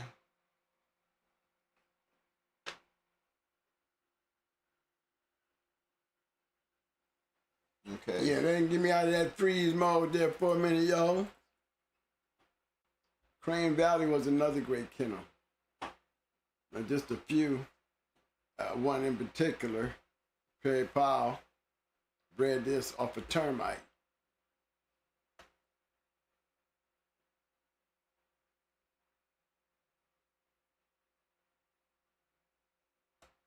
Nice breed. Another one that got in a lot of trouble. Couldn't dodge trouble.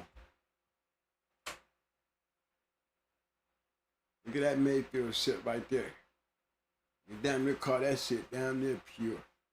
Except for the bottom side of it.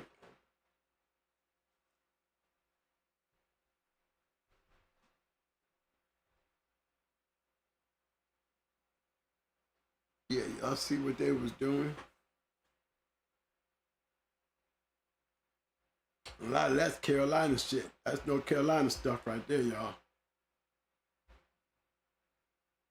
I don't know about the Tudor stuff, but this stuff right here, definitely Carolina stuff right here. But definitely a good dog.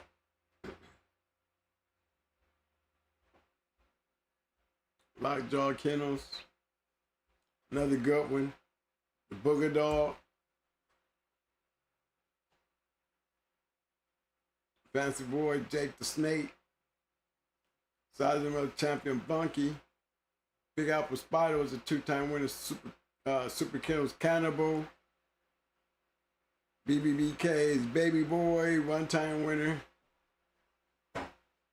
Black Knight Scholar, one-time winner. Triple H's Hannibal, one-time winner. Lockjaw's Gambit, one-time winner. And that's just a few of them.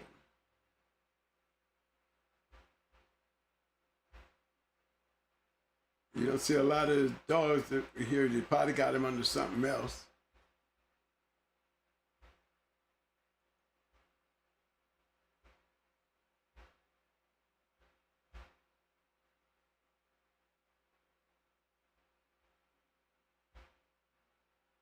No, still not much. Brooklyn Knights. They go Champion Bunky.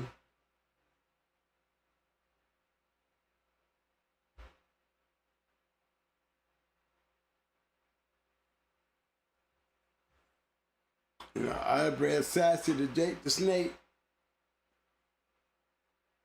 And she didn't take on that one either.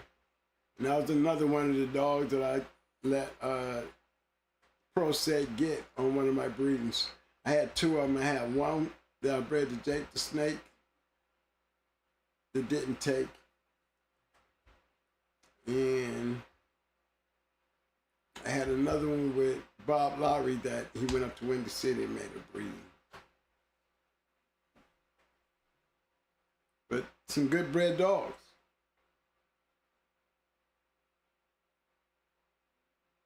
Tell me, when you're dealing with the right kennels and the right makeups, man, guys was making some good breedings. You know, if you look at that stuff right there, that's a whole lot of termite with some Mayday coming behind it.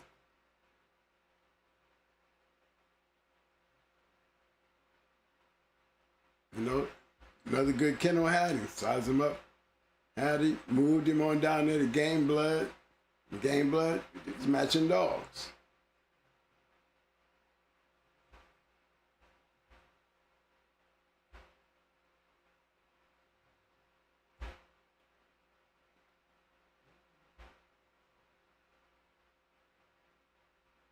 First time out, he went 3 hours and 34 minutes against the champion.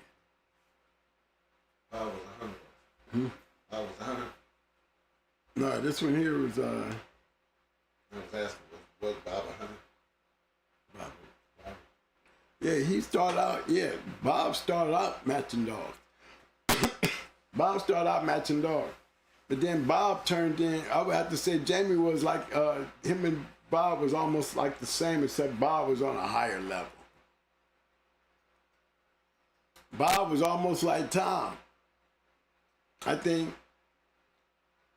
Bob had a yard of better dogs than I would say Tom had. There's not too many guys that had a Windy City Combine yard. Windy City Combine had a lot of champions and registered merits and great dogs. And when I was there, I'll tell you who it was that I bred to. I bred to Jose's Bull. Windy City, you see, it was Jose's Bull, but Windy City had him.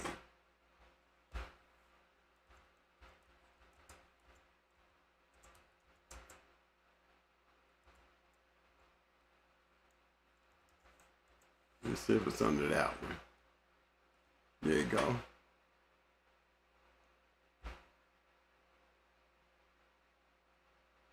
I have pictures of him.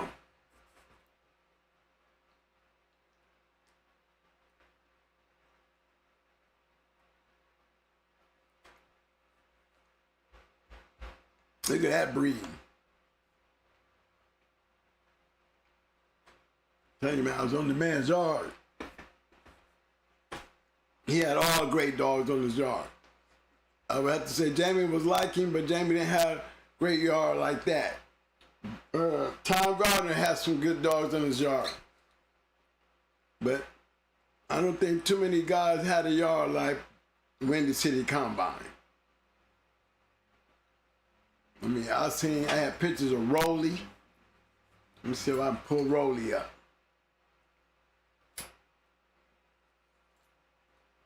Rolly in the long run ended up down in Akron.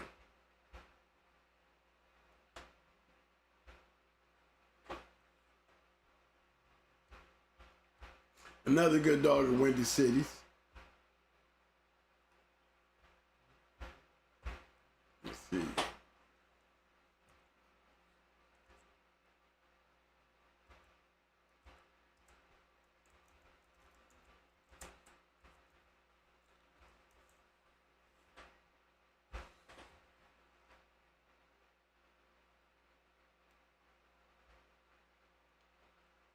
Another good dog.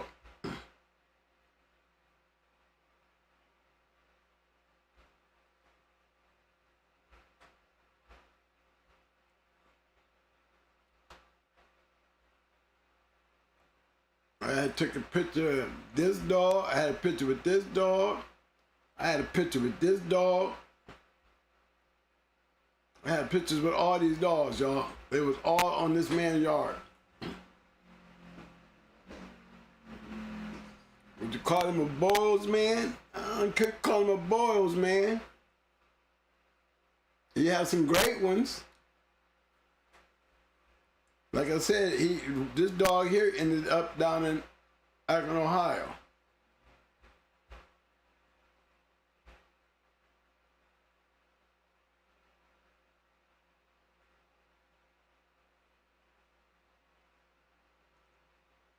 Yes, he was doing a lot of breeding with him.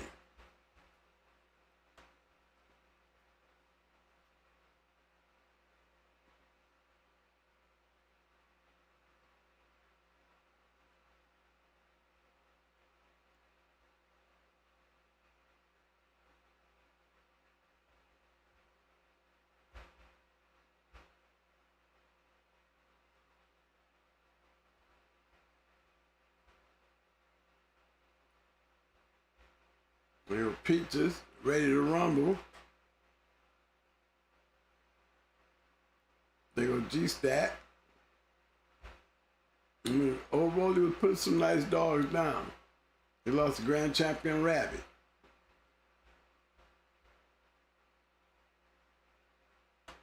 I think Rabbit ended up losing too, though. He was old when he lost, but as you can see what they was doing, look how he was breeding this shit.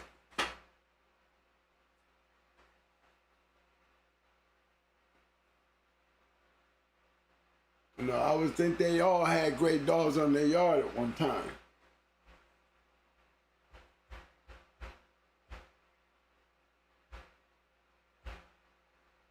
Okay, gonna go to another one.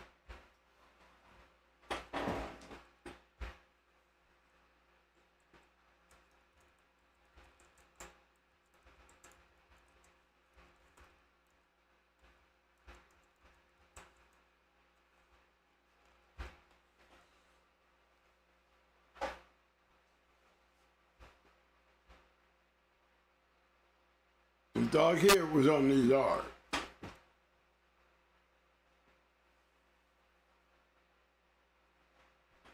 Bad boy right there. Siblings.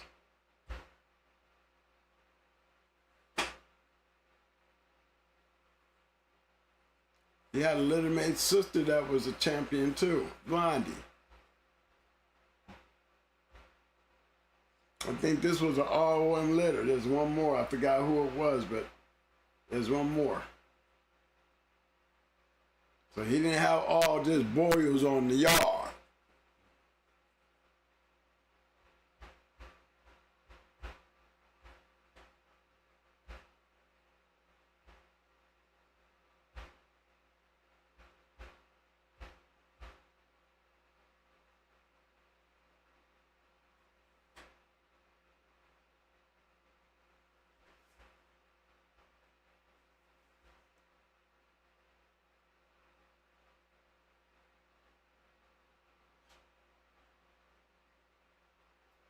Badass dog right here, y'all.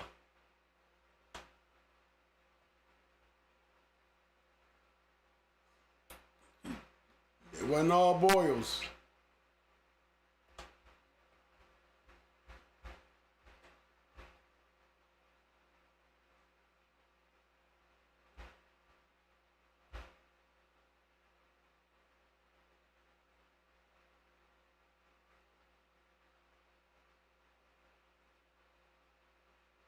That's when you know somebody know what they're doing.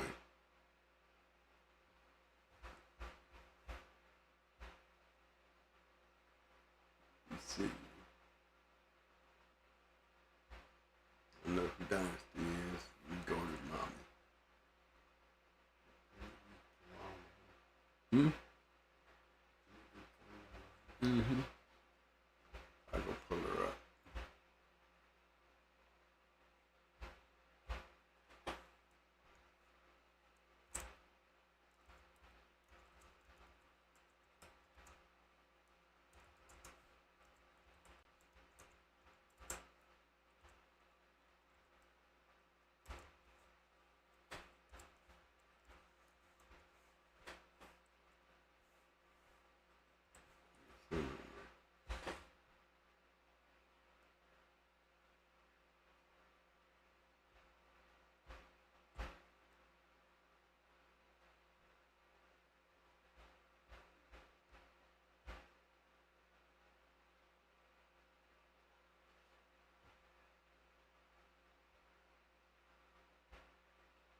That's this one out.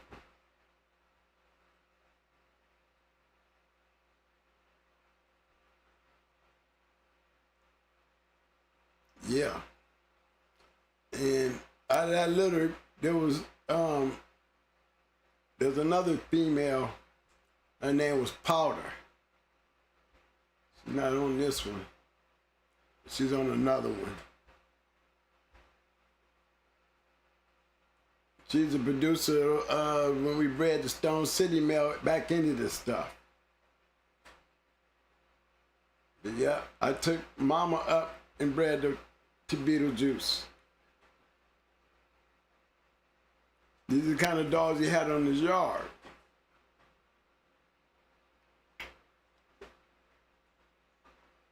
There go the other sister right there. No, it wasn't her. This was an R litter. Them. But you see how these breeders was breeding their dogs.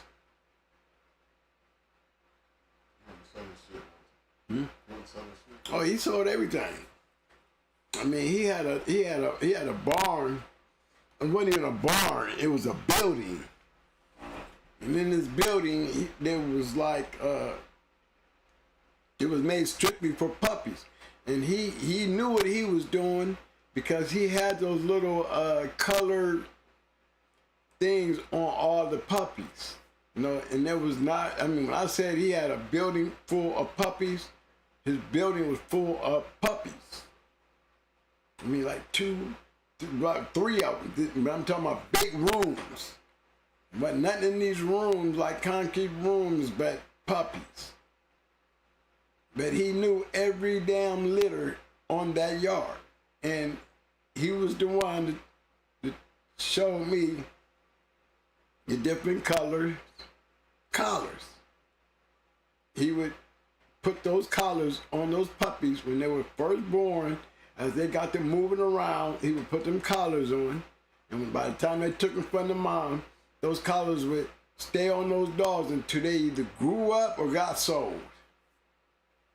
That he could point out just by them colored collars that which dog came from where. He had a little chart, he had a book. Bob was a bad boy because he made a lot of money. His biggest problem was he couldn't let go of the dog fighting part of the shit. You know, that's where his downfall came. They just, you know, kept coming at him because they knew, you know, this man is selling a bunch of damn dogs. I think the tax people went after him over the damn dogs. He was racking in so much therapy and puppies and, you know, he was one of them that the government went after. Big shout out to my man, Sporting Dog Archive, coming through with a 5-piece. He said my boy got one off of Orca, bred the baby back in the day. Big chocolate Joker. The Joker, yeah, big chocolate dog, right. I remember him. Yeah. Yeah.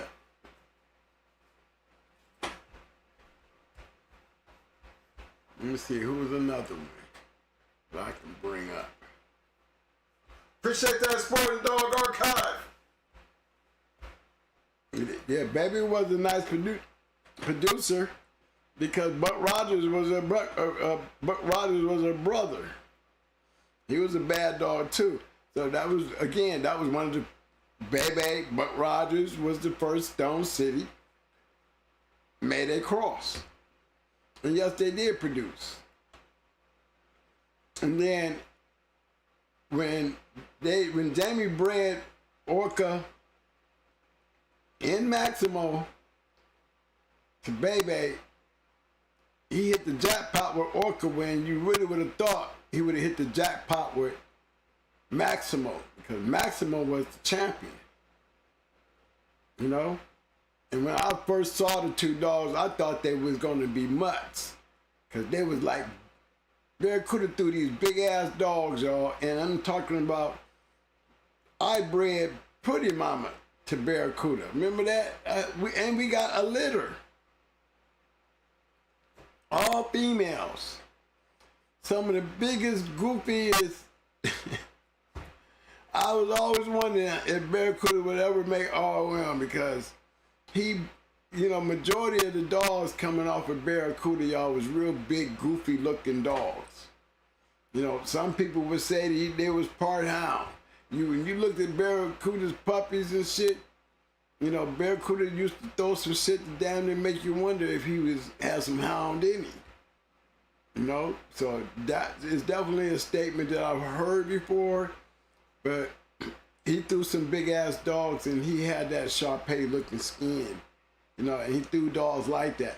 It was the more built dogs like that came off the genetics of Mayday and Barracuda that were dogs that really represented off of Barracuda.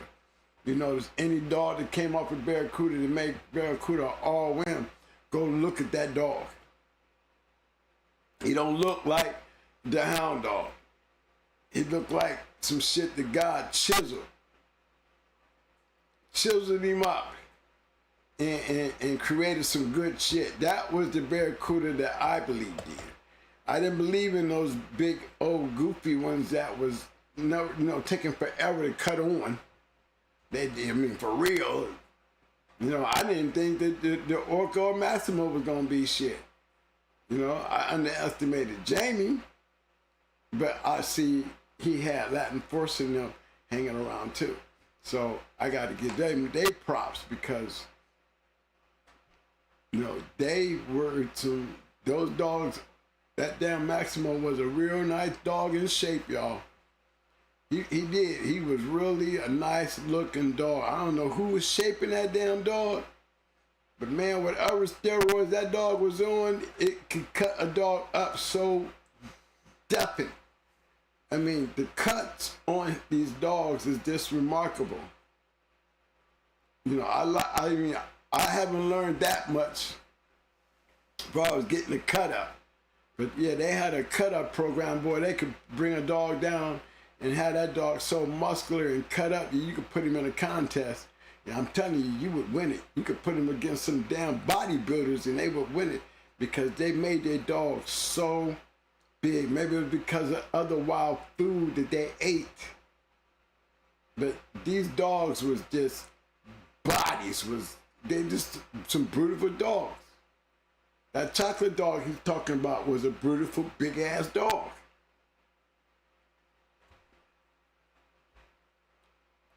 See another. Go ahead, man. Let me see. Who would be another one I would call a breeder? Now I'm gonna go pick up on Ron Newman. I was talking shit about him, but yeah, let me go get him back. What do you think Katie was? Was Katie a breeder or was she? Oh, Katie Marlowe, she was a breeder. She was a breeder, but I think, that she tested her dogs. I know that. Because one of the first people that I know for a fact, one of the first people that actually got their hands on some Red Boy dogs was Stormin' Norman. The guy that produced Pretty Mama. Him and Katie were real good friends. What was I looking for? I just said.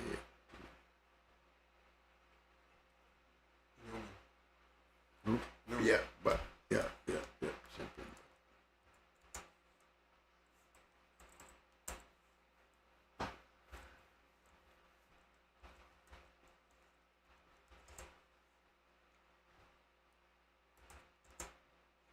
And see, these dogs were like, these dogmen, I liked them because when they sold dogs, they sold dogs, but they always got the dogs that they needed to keep them relevant and they kennel on point was to breed and sell.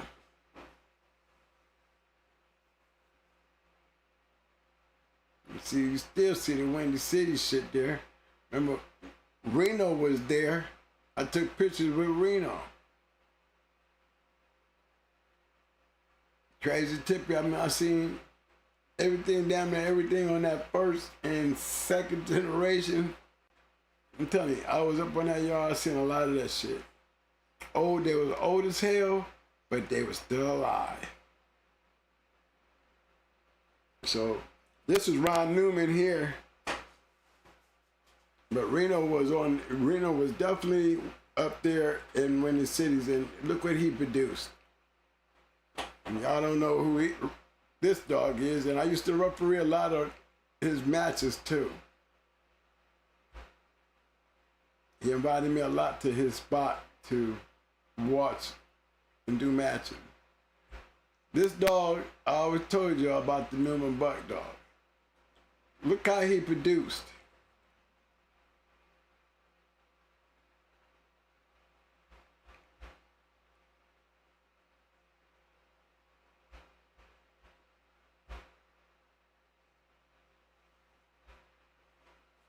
Working at Windy City hanging, ain't he?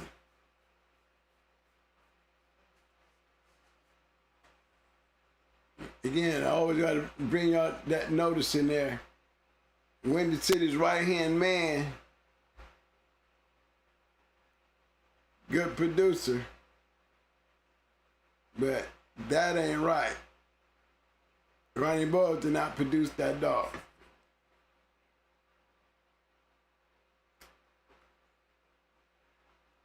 Ronnie Boyle did not produce that dog, nor Hugo or Bumpus. Daryl Downs produced the right-hand man. For those who didn't know, many say Daryl Downs was LeBron James' daddy. I've said this before on prior shows for you new people that never heard that part. But right-hand man was not, Ronnie Boyles was not the breeder to right-hand man. Daryl Downs produced right-hand man.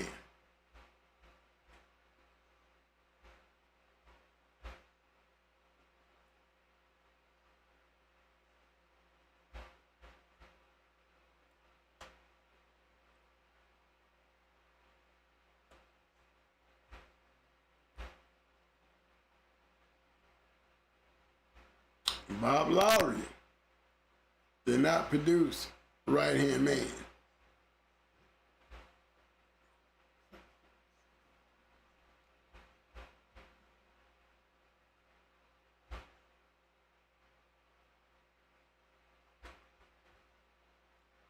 All these right-hand men I'm seeing.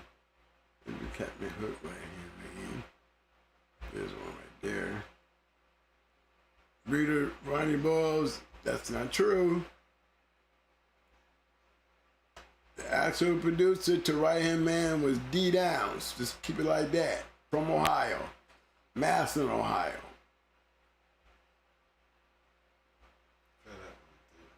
This one.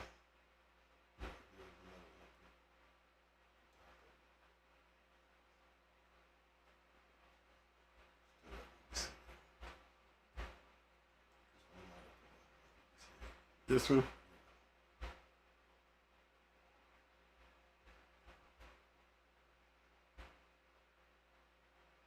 Man, I'm seeing all these dogs.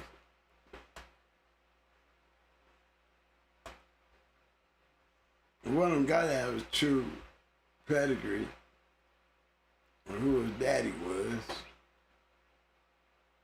See, that's wrong. Ain't none of that right.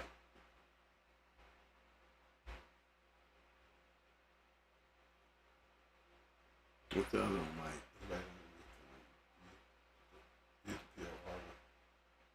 I did.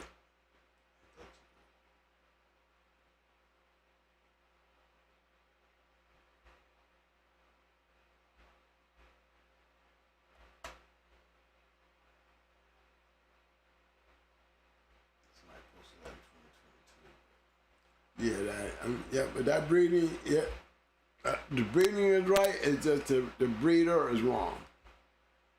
Just wanted to just go over that with y'all while we was playing with it. I didn't sit on there, but there is a pedigree out there that has D Downs on it, and there was one in the journal that had him down there on it.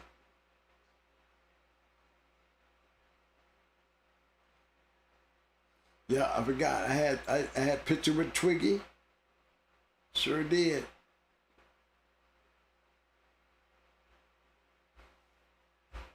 Nah, they bred these dogs and sold them too. Mm-hmm. They always seem to be in the right person's hands. They go Re-neck. They go Pig. They go Kunta. They go Hugo.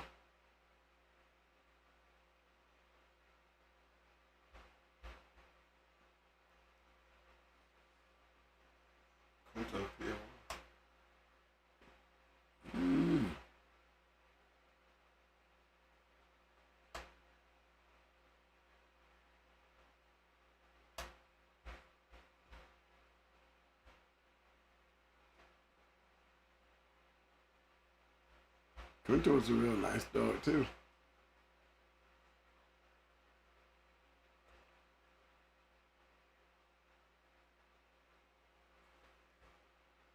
Little Rocky just said, you little Gina Jet.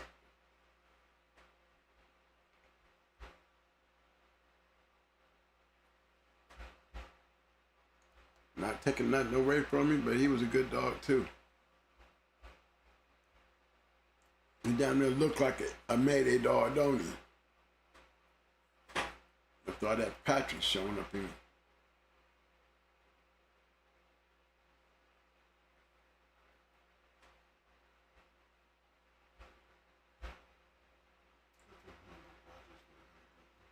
Well, I think, yeah, that would have been a great match. Yeah, that was to me would have been the one for the decades, because Buck Rogers and Kunta would have been a hell of a fight. Not taking nothing away from them, but Kunta would have came with that heat. Buck Rogers would have came with that going hard, the brat shit with that Stone City, and you know what I always say about the Bulls, dog. They give up the ghost real quick when they losing.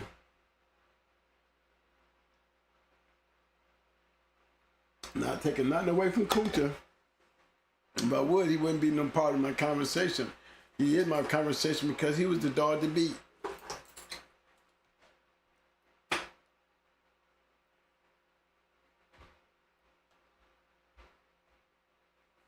He's not a American champion.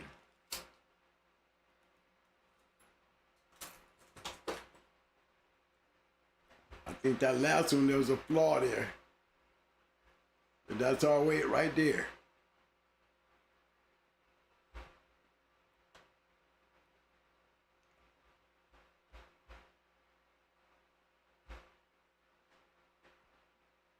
Okay, who's another one? Let me see, who's another one?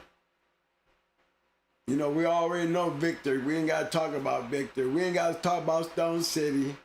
We don't got to talk about hardcore, because every one of those kennels right there were fast lane kennels who built their own stock, but yet they also built dogs to sell. And a lot of good guys got good dogs off of those sales. To name a few, Pro Set, just to name a few.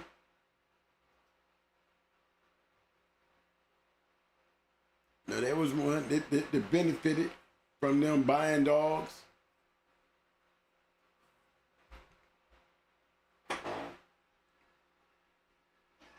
I think the biggest thing on breeding, if you was going to breed, did you notice something that as I went through those pedigrees, what did you notice? And something I always say all the time.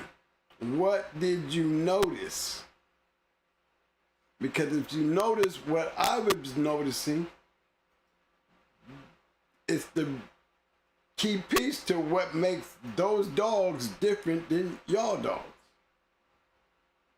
Because every great dog that I pulled up, regardless of whose kennel was on, did you notice they was champions usually coming off of something great? See, when you have those type of guys breeding those type of dogs, and the genetics speak for themselves, they knew how to breed. And it was all a formulated breeding.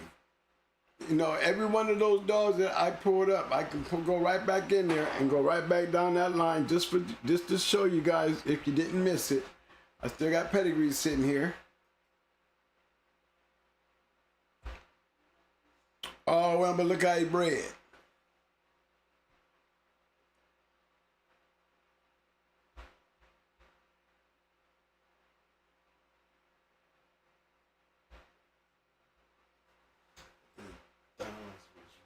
Rigsby's Captain Hook is what it was before the right hand man. Right hand man. Rigsby's Captain Hook. They got Downs up there as the breeder? No, they got Boyle stuff. They got Rigsby's Captain Hook. I'm just checking. I can tell you, I know that Daryl Downs is the producer to a right-hand man. I can't really speak on all the other names that they're singing, but I can tell you that Right Hand Man was produced by Daryl Downs in Massillon, Ohio. You know, look at that breed. So we can see Newman's buck, and we look at this breed.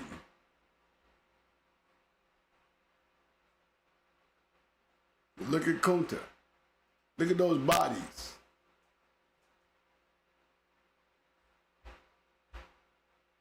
It was gladiators. And Jose's bull was a destroyer.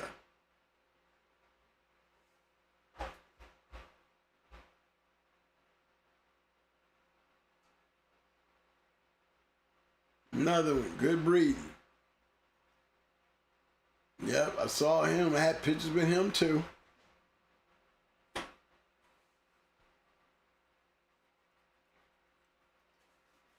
And I had maybe 50 pictures of some of the greatest dogs on one man's yard. Bob Larry had some great dogs on his yard.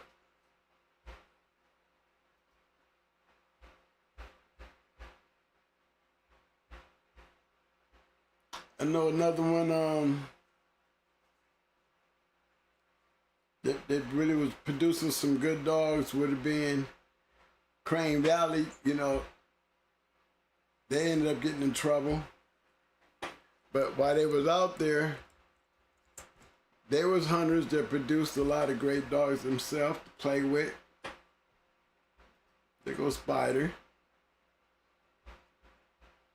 This came off of him.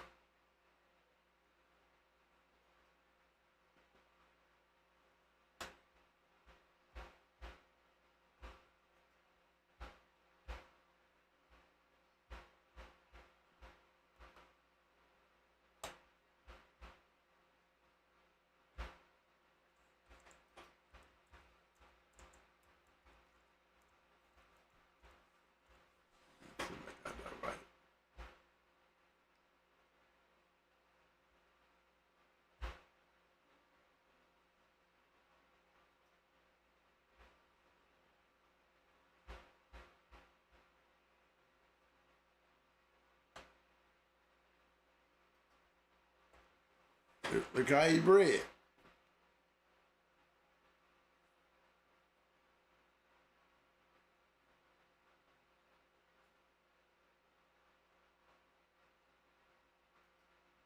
£38-pound killer right there.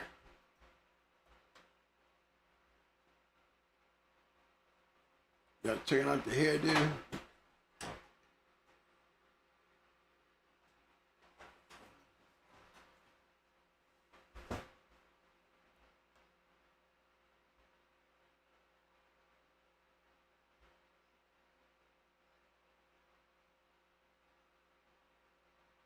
The female there, she a bad little bitch.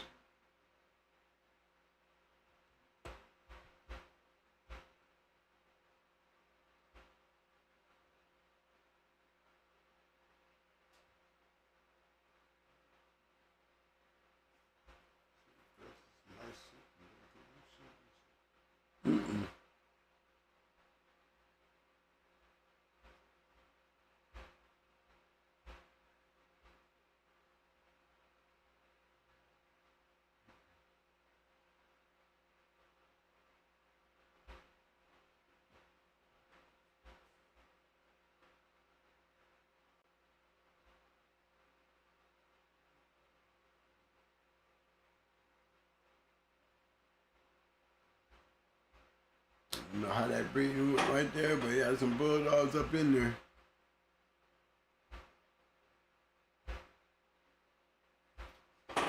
I just think that again, it boils down to the pedigree on how do you breed, and then what are you getting out of the breed to make it relevant. You know, I think that was such a key to the guys that were like Bob, and even when it comes to Tom or Jamie, you know, these guys will go in they bank and pull out a couple stacks to get what they want. You know, like you said, it comes to a point everything can be for sale. It just gotta hit the person at the right time with the right money. And you can walk with that shit. Jamie came on my yard and did it. He walked off of there with Brat, Baby, and Sassy Girl, key pieces in our puzzle, and a bunch of damn puppies to go along with them. You know, he had the Brat and May 2 puppies. There's only one puppy I got out of that litter, and I sold that puppy as I was getting out the game. And when they were out there, literally out there buying my yard. And Madame was the puppy that I sold. Jamie had got all the rest of those. You know, I don't know if he even got those when he got, you know, I know he didn't get Brat, but I know that, you know, that he also had a litter off of Brat and May 2. You know, and you can't get more triple bred than that. You know? Okay. Anybody out there got one that they want to throw up? Yeah. Who's that? 195402. Okay, let me go back here. Oh, they always have some good shit. That's for sure. You know, but then they got busted. Now, most of them that get busted, it's because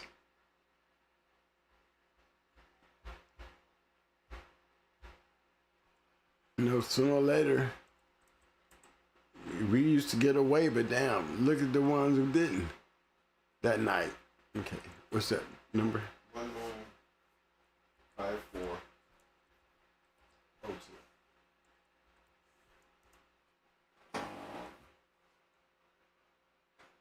Maybe 195402. What I got? 01? I got 01.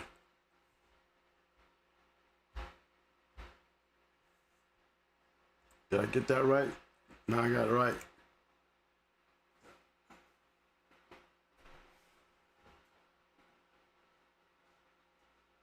That's the same little, ain't that the same bitch? That's a bitch. Let me see. Son of Sam. Son of Sam.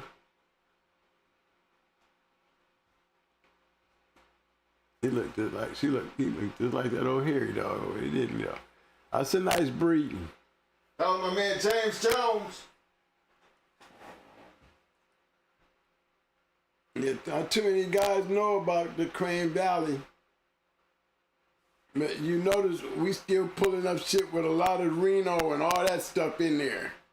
You see what they was doing. You see how they was playing it.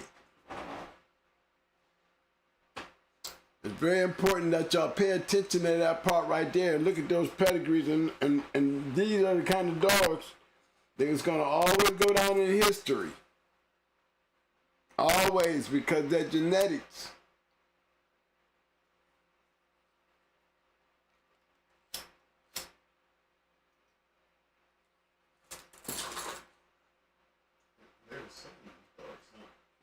Hell yeah. Well, Crane Valley was in public though. You know, they wasn't public, but they was definitely started advertising in the journal. They sure the hell did.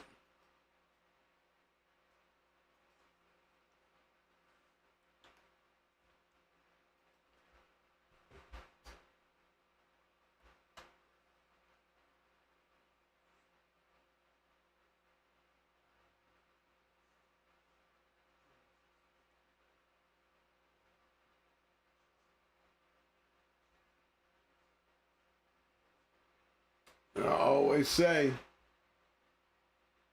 it's about how you make them, not how you break them.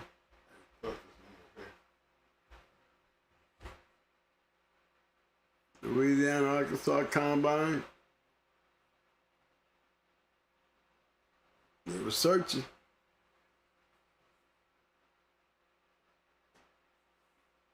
You see who pops up there, right?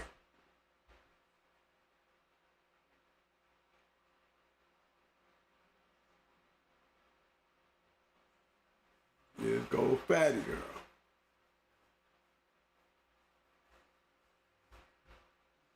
They was on to something.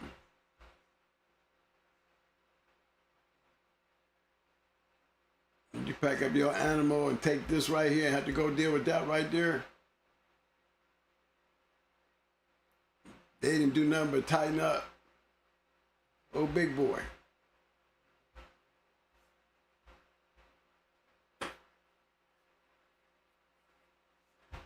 Let me see, Brooklyn Nights.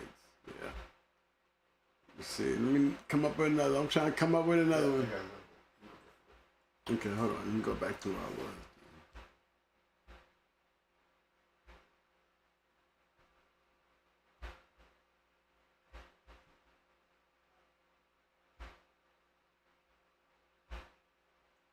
I can put up somebody.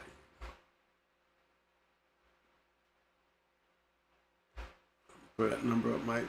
There we go. What's the number? 93245. 92345. 93245. 93245.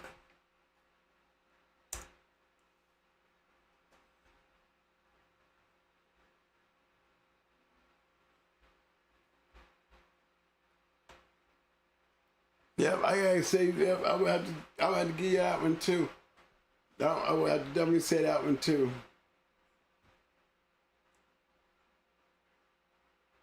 I have to put that one in the category too. Mr. Lincoln them has some good dogs too. Yeah, they definitely have some good dogs. I think that's where the dogs, when Jamie had bought Brat, I know the transporter was coming up from Miami, and I think he got those dogs from Mr. Link, Orca and Maximo. I think Mr. Link had them at the time. I know they were still here in the States. But again, look at the pedigree. If you notice what's going on in the pedigree, we're still dealing with a game plan. They was pretty quiet. There were. Which one? Mr. Link. Yeah, there was, but they advertised, keep it Mr. Link, they advertised Lil John. They really wanted Lil John to be an ROM.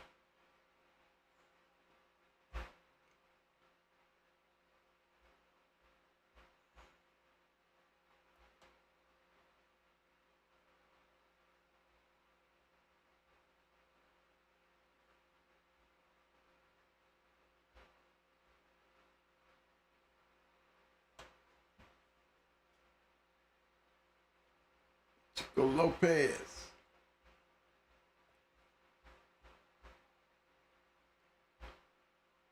Victor got along with Chico pretty well too, though. I gotta give it to him. But look, remember I told you they was advertising Lil John? They got Chico Lopez. Another dog.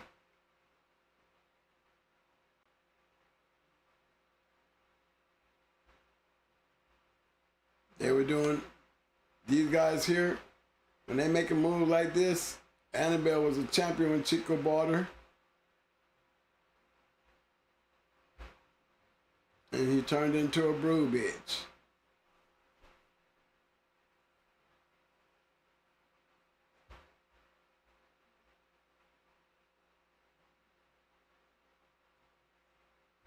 Another daughter of Mayday, great producer.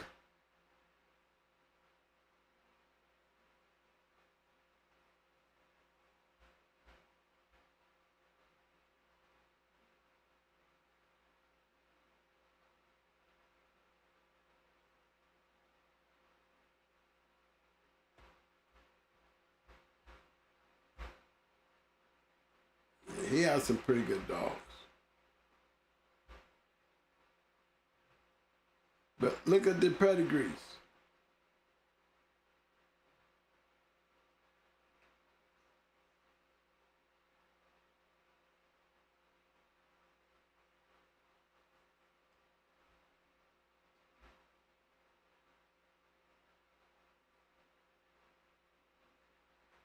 good breed. Now, if you notice, I'm still pulling up good bred dogs, champions. We know he a pet.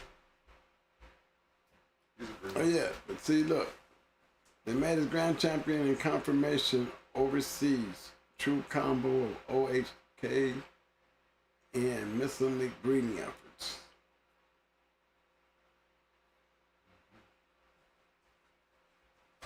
This is the part I was telling y'all about when you start selling dogs. Make a name and then you just start selling shit. That shit worked international, but that shit wouldn't work in the States. And so it couldn't. Not knocking the shit.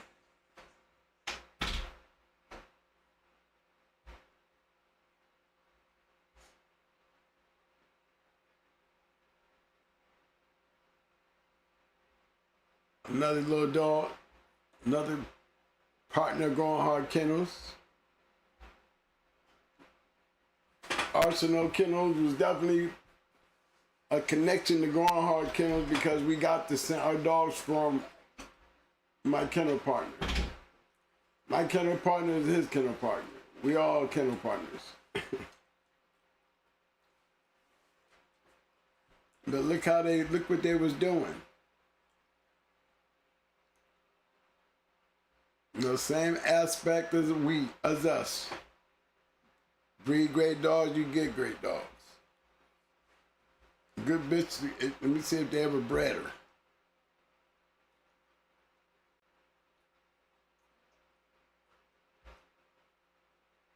Let's see how they bred her.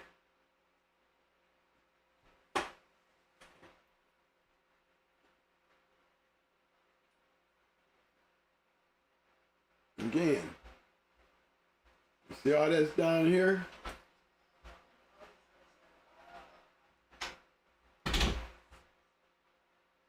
Yeah, they made their way from New York down here to Florida.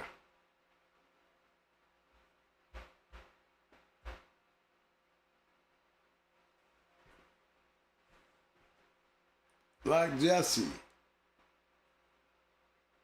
Came from Bluegrass Kennels.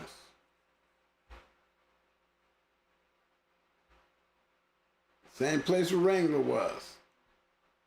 Same littermate to LA Combine, LA, Louisiana, Arkansas, Louisiana Combines, Cuba, champion Cuba.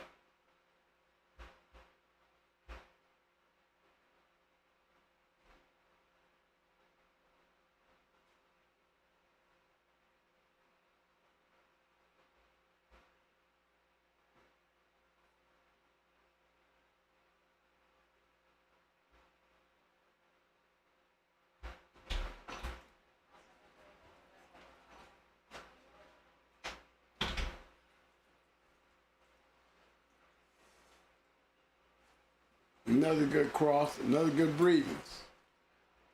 We have one of these.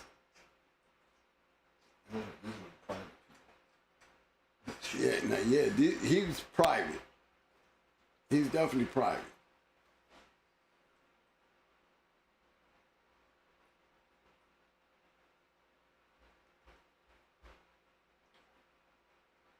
These dogs are still around.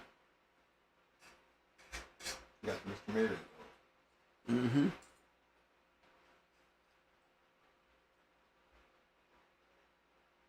A lot of good dogs. You see old war dogs, white trash. New York. You just look at the ones you just know the New York guys.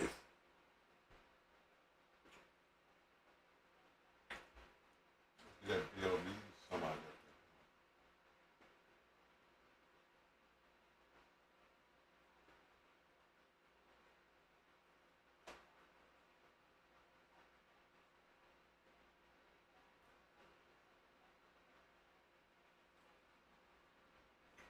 Mother of the two-time winners, Arsenal's Roman was bred to be Satan Jr.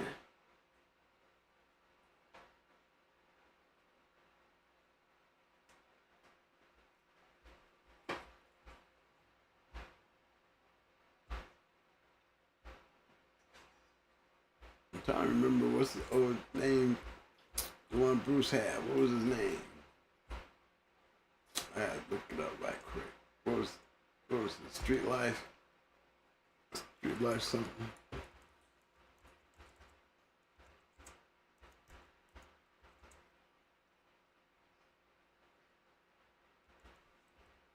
I think it was George. I'm trying to remember now. I'll tell you in a minute. I'll see. There you go. We got him on the Oh, Joe Frazier. Look how Joe Frazier's bred.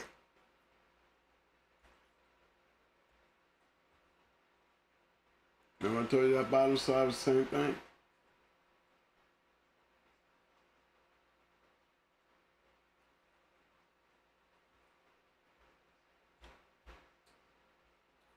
These things was happening because we know each other.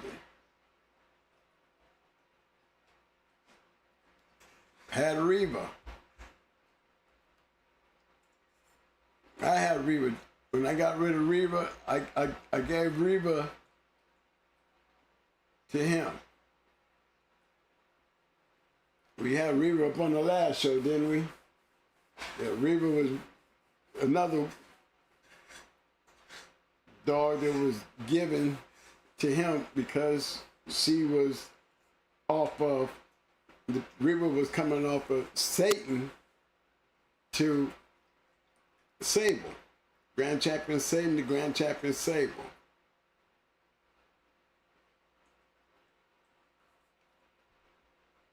He ended up being a two-time winner.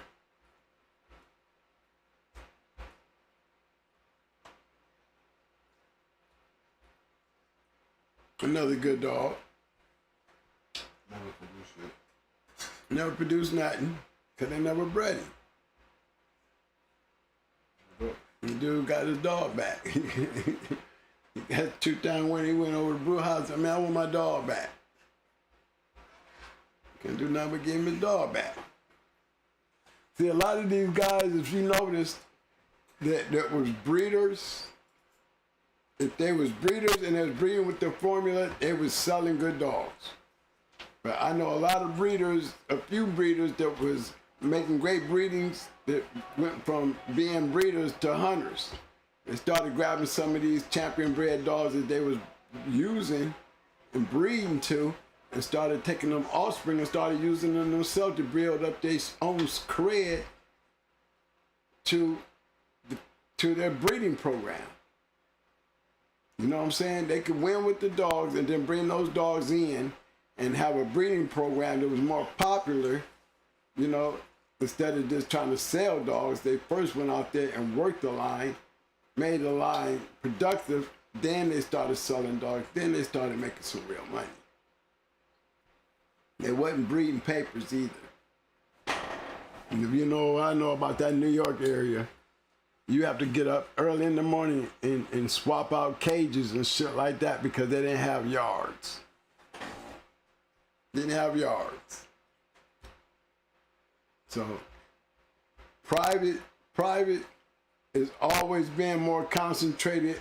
I think you get your best dog when you're going private. I think when you're doing breeding and you're just selling dogs, a lot of those dogs are not going to be great. It's going to be more duds or more nobodies than it's going to be great. But those ones that you seen, like the Reno stuff, how Reno was working with certain lines, if you notice, it was Bob doing that. See, he knew what he had and what to work with, and he used it pretty masterfully, really. That's why, you know, Bob Lowry, he falls in line with Tom Gardner. You know, Tom had some great ones too, but they both went out and bought dogs, and they both went out and bought champions and shit like that to breed into their programs. But that's why both camps were pretty well successful. My man, CM Maverick says Boyles didn't breed half the dogs his name's on, twin. No, he didn't. Remember, that's why we got the Boyles brand. Remember, I call it the Boyles brand. Then you have the actual Boyles line. See, The Boyles brand is not the same as the Boyles line. Queen of Heart was not a Boyles brand dog. Handicap wasn't a Boyles brand dog. Even though they have Boyles in them, they wasn't the Boyles brand.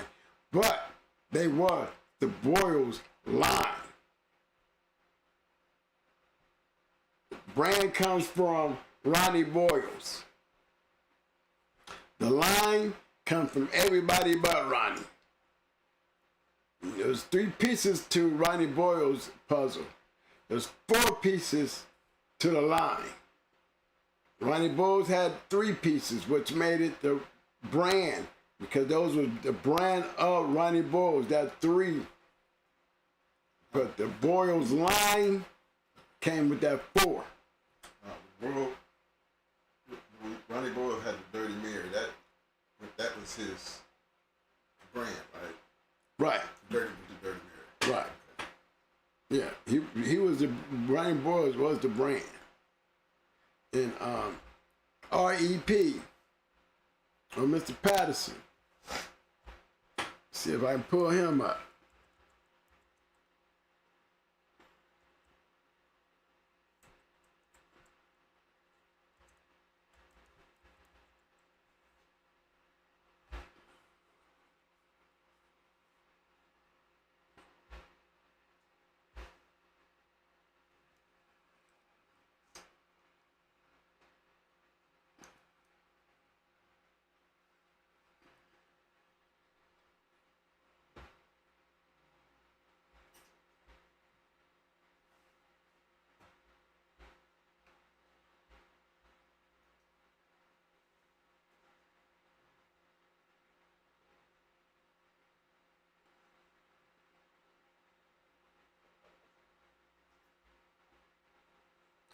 Look at that. See, that is not a Boyles. That's not a Boyles brand. That's a Boyles line. Mm-hmm.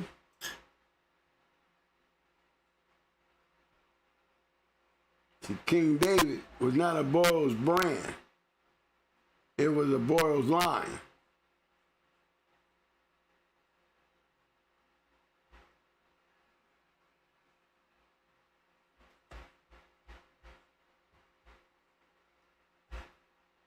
Go get one.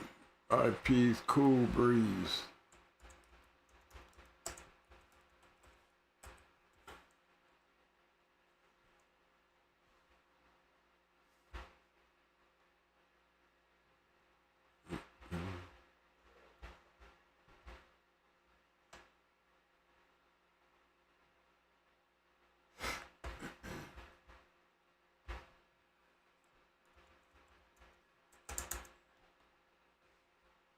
There you go.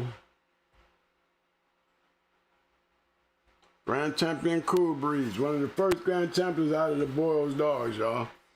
But he is still not a Boyles brand.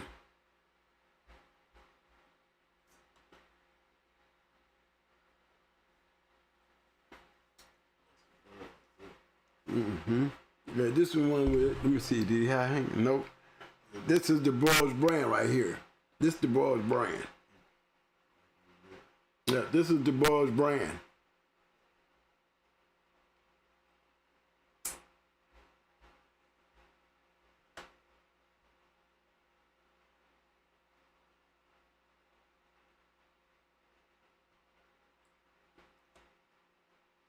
But you see how the breeding is. These are breeders.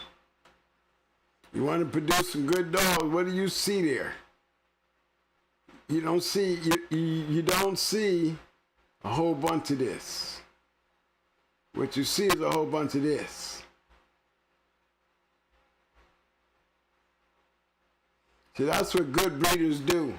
They're either going to try to put it here, they're going to try to put it here, or they're going to try to put it all the way back. And you'll notice you get to success. And you know, R.E.P. was not running around selling dogs.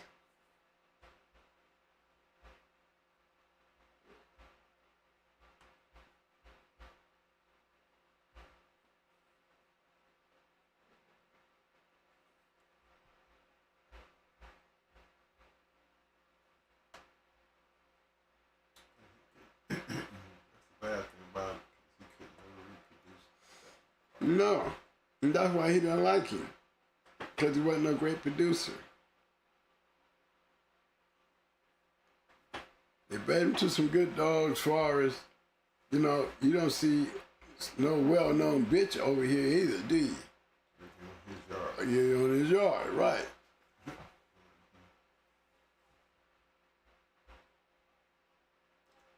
Let them know, Mo. Let them know what they, you know, man, we would bring shit on our yard, getting shit. But look, he wouldn't go back and do what got him the shit he had. No, because he didn't stick to the game plan.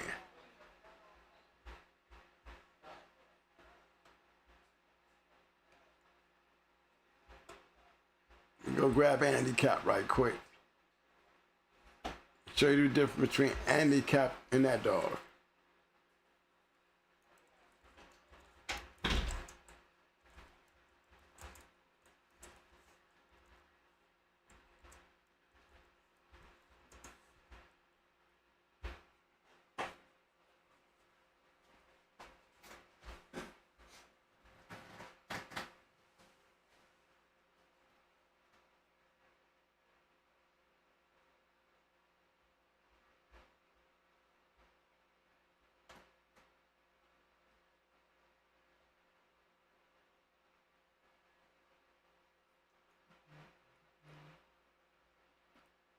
This is the Boyle's brand.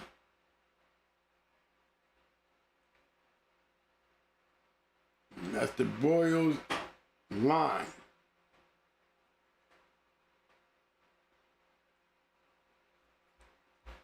That was the difference between the Boyle's brand and the Boyle's line. This is a Boyle's line.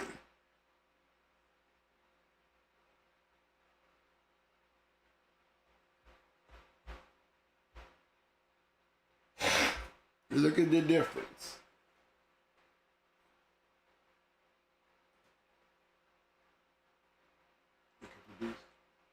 Hmm? The brand did better than the line did better than the brand. Right. That's what set it off. The brand was good dogs, but believe me, these became great dogs. Handicap is not a Boyle's brand dog. He's a Boyle's line dog. He's that four-way, just like I was talking about Queen. See, as a breeder, I mean, he had them all. Handicap, that was all handicap shit.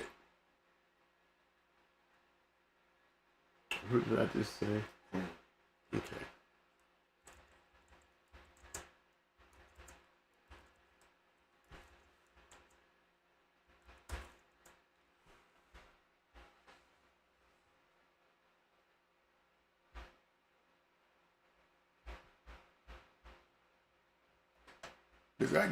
They look like handicap, don't it?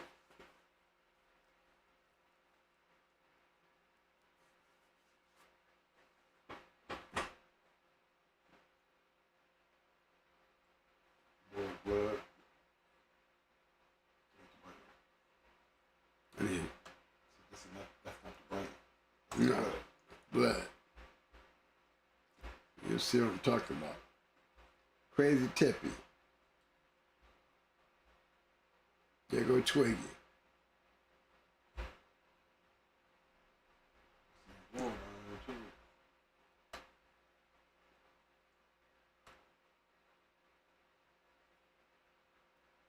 You can't trust. That's the broad line.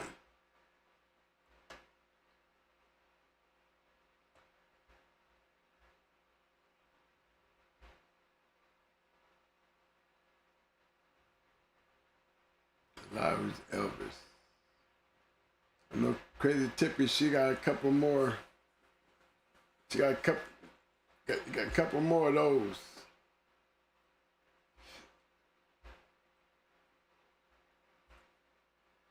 Elvis is if They got Crazy Tippy down here as a sire. Fuck.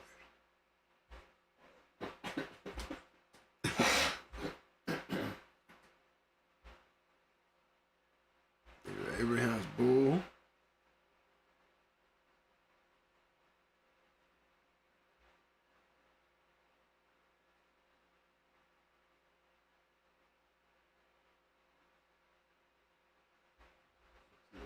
Mentioned Miss Rogers and Tony.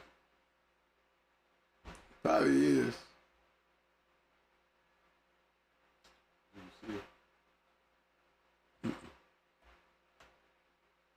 Rogers.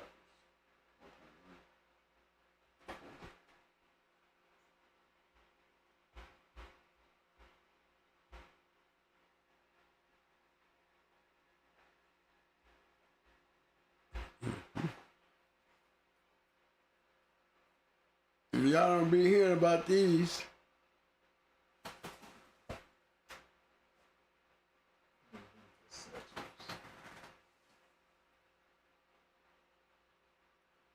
Boyle's brand. Not it. Boyle's line. That's it. I think these were producing better than the actual Boyle's brand dogs. Because they had deeper gamers. Ron Newman's dog was a Boyle's line dog.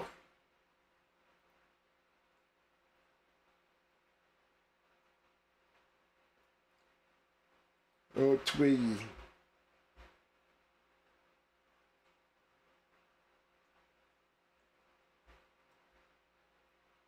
Yeah, art between the heart. So it's supposed to happen. Never got around to it. Dude changed up on him after he did all that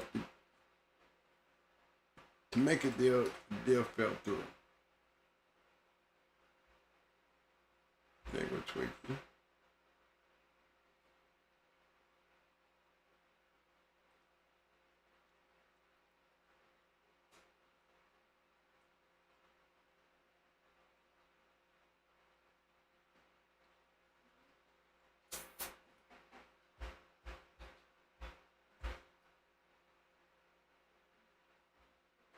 I mean, I don't remember these dogs. He ended up in Akron.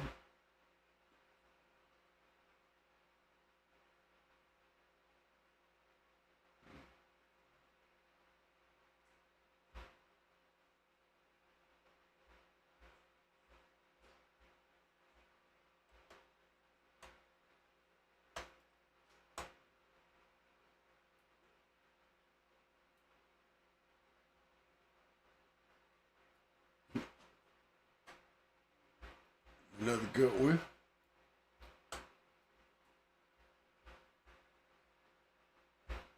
But it plays a big part when you start talking about what you want to do. It's safer to be a breeder. To me, it's safer to be a breeder. But if I really wanted to make an impact, it would be better for me to be a hunter, because my hunting is what creates the breeder's aspect of producing what our work produces, what we put in.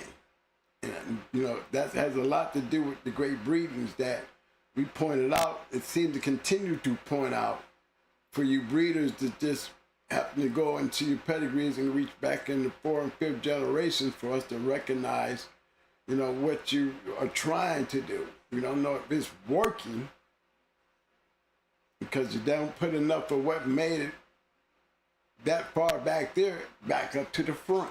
You're not going. You just don't seem like you're getting it. Most guys don't get it because you're dealing with lesser quality.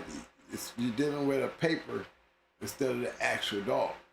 If I'm going to do these kind of breeds, I'm going to get the actual dog and wonder right off the bat, is this going to be a breeding bitch, or just going to be a bitch that can throw some damn stock out there? You know, and she went to Jamie's, but that was Sassy Girl. But yeah, it has everything to do with the choices you make as far as being private or, you know, really open to the public. You know, you had this bad habit of people asking personal questions that you really can't answer.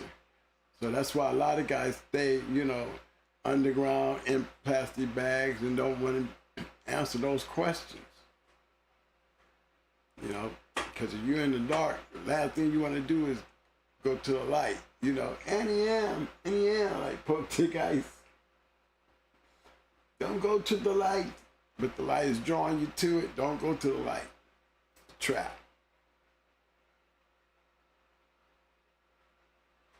What time is it, like? Yeah.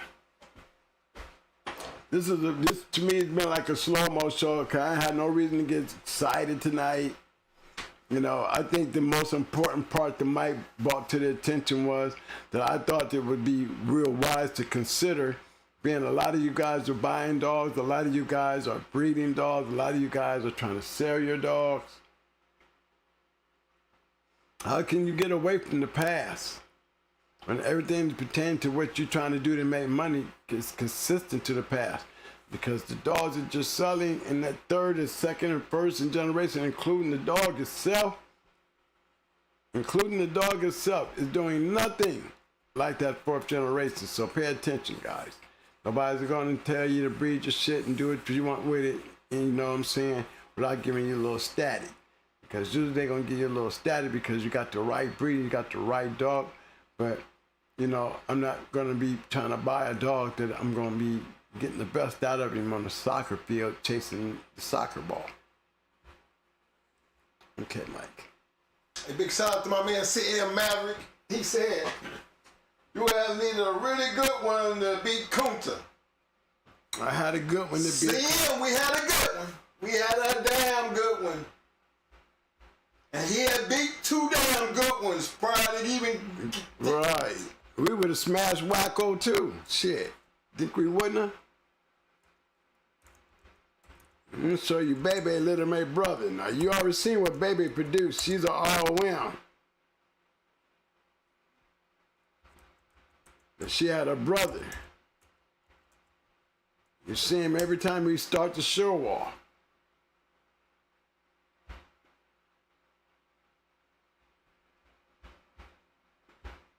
Let's see if I can find him somewhere. Here you go. That's who we're going to put on Kunta right here.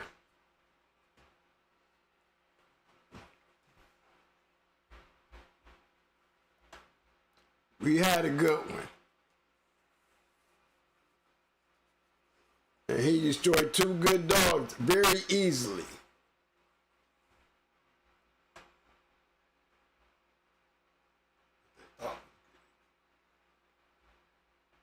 I ain't taking nothing away from Kunta. For sure, but look what we was coming at Kunta with. Let me remind you now who his Little May's sister was.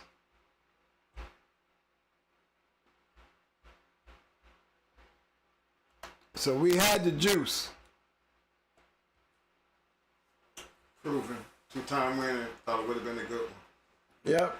I thought it would have been a good one. We were definitely aching for it. We just lost him on a mysterious, something just happened one day and he just dropped dead. We don't know if he got bit by a snake out there. We don't know. But you best believe, you said it. It would have had to be a good one to go get him. And you see what we were doing.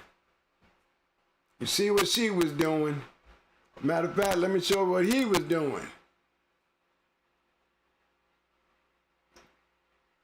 Oh, that's Baby's shit. Hold on.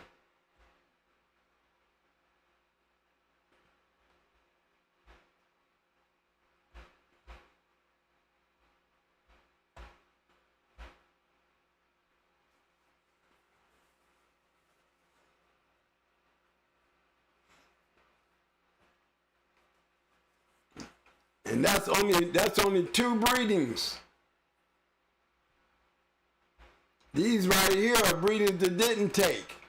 Look at the breedings.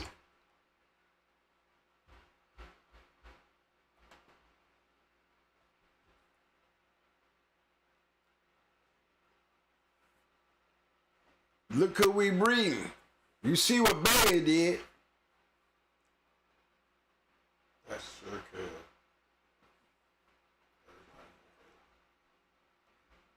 Yeah, that's me with both dogs. Yes, I had them both. That's one of them. And here's another one that didn't take.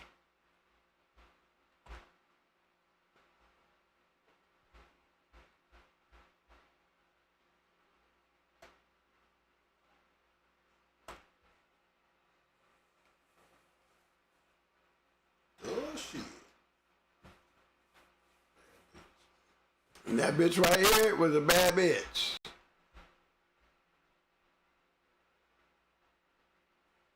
So yeah, we had something for Kunta's ass. You know, you can't never speak the future if it never happened. He was our next stop. But he was our next stop. He was sitting out there in the front of the yard for the whole purpose. Because that was going to be the fight of the year. And I knew that whoever win that one in itself, especially if we win it, we was going to take it. Because one thing about Kunta wouldn't have never came in there and did nothing to that dog right there. That motherfucker right there was a bad motherfucker. And he was strong as shit. And he was a destroyer. And he came from a line of dogs. A line of dogs. And keep in mind, he is one of the first Stone City Mayday breedings. That is that litter that we be talking about. That is that litter that we be talking about. That's that litter.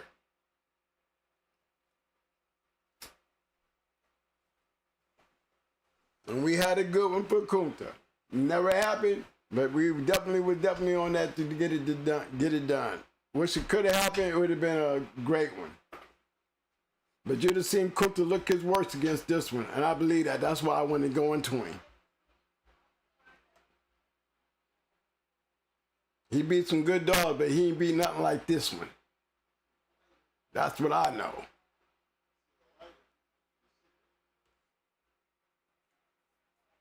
So yeah, we had one for him. And that's what we do. It's all about competition anyway. Show wasn't scared of him. Shit. In my world, that's what I do. We go for the best.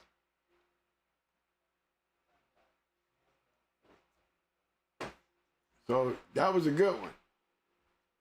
And I liked that. You know, it's all about competition anyway. That's why Wacko went into Kunta. We would have beat Wacko. You give us that edge, he would have ran through Wacko too. Shit, his 2 matches we ran through. He was a 2-time winner. And for those who know who he beat, will tell you. Those who had a chance to see him would have told you. It would have been one hell of a match. You would have got the test. Me, I'm banking on this. Banking on his bloodline. I'm banking on his bloodline. I'm banking on the Newman shit. I refereed enough of it to know. Kunta never got put under that pressure because he had talent. Kunta never ran into a motherfucker that had pressure just like him. That he never ran into. And he would have ran into the perfect offset because gameness, I still don't believe they gamers. You'd have been looking at the same thing we saw out of Hawk. Same thing what happened with the 2 before we knocked off. They was doing pretty good too. And looked like shit when they ran into us.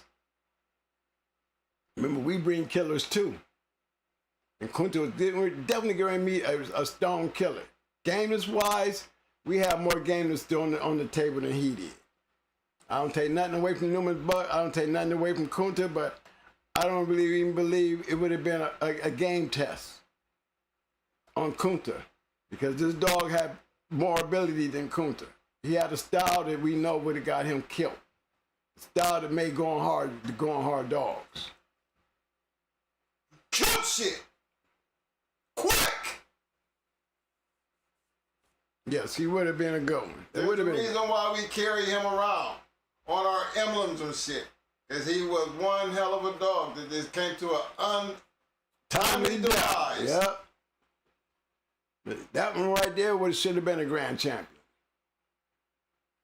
And yes, we was going after that 4-time winner with that one. Two-time winners trying to pick up their championships. He was a 4-time winner. Oh, And Kunta.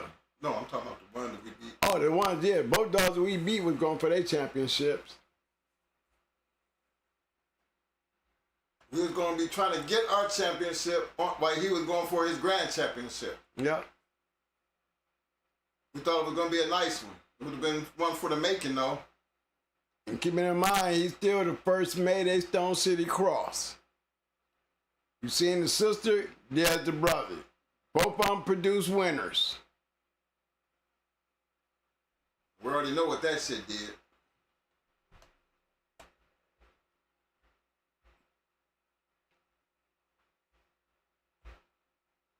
These is his offsprings. Those are his offsprings.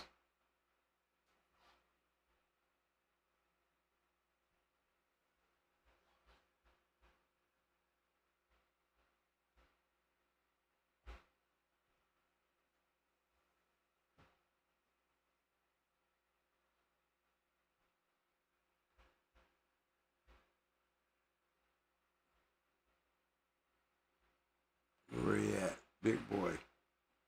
10-4. There you go.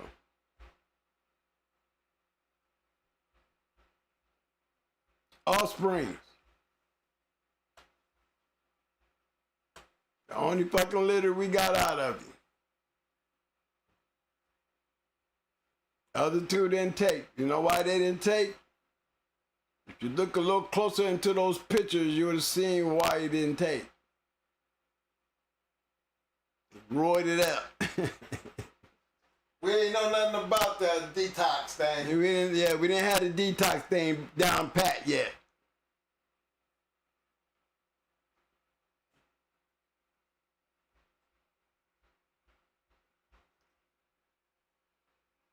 But yeah, man, you know, opportunities that come, you get them, you miss them, and shit happens. But there's nothing even to discuss anymore. You know, it would have been a great one. At the time, we was excited. Definitely excited. Hoping like hell we would get it. Then we knew Ron. And then we knew Ron Newman. You know, remember, I used to referee a lot of his matches. You know, so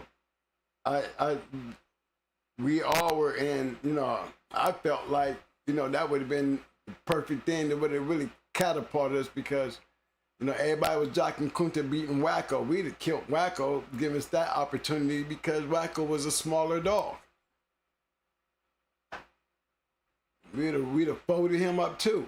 Thing is, I'd have had y'all fucked up if I'd have went in there and folded up Kunta. Because my intentions was to do that. I was not afraid to go into Kunta with that dog. I wasn't afraid to go into nobody with him. Because he was a very exceptional dog. And again, it just showed you what that Stone City Mayday cross was about. Them two dogs, you see both Bebe and Buck Rogers. They were those two dogs. That was one of those 6 puppies that we introduced to the game that made Mayday and the Stone City dogs come together and breed that cross. So it would have been a nice gift to become Dog of the Year for knocking off a dog that should have been Dog of the Year. Let's keep it real. It's about competition. Got to find your competition. You find the competition, that's where you go. How you know what you got? That was what DOGMEN did back then. We didn't go looking for the easy wins. We went looking for the best win. There's no such thing as looking for an easy win when you're being competitive, going all over the damn country trying to find the best that was out there. Think about it. Somebody that had a 2-time winner going for his championship gave us the opportunity with a first-time outer. We stopped them in 19 minutes. And it was just the fact that it was an opportunity to do it. And then the second one was against a Stone City dog. Yeah, the second one was against a Stone City dog and a good one. off of Stone City's Luger.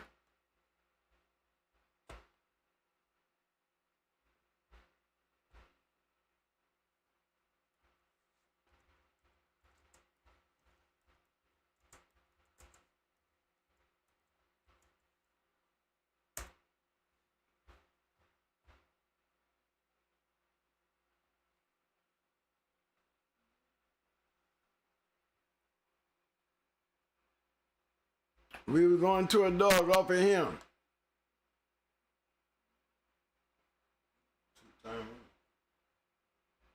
One of these offsprings is the dog that we whooped.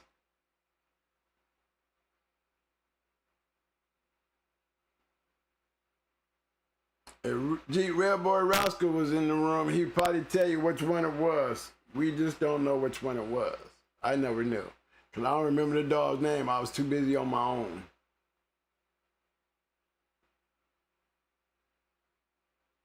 But it was definitely one of them.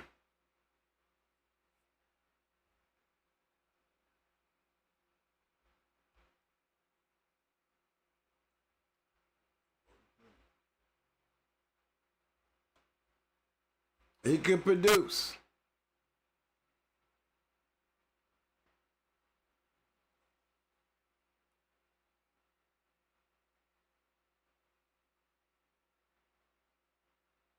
Good crosses.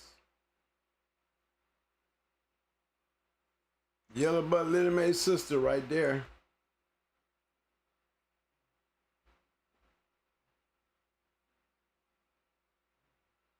Yeah, but we beat a son off of this dog here for number 2. And he was a bad one, but guess what? He didn't look like he was that good going into our dog.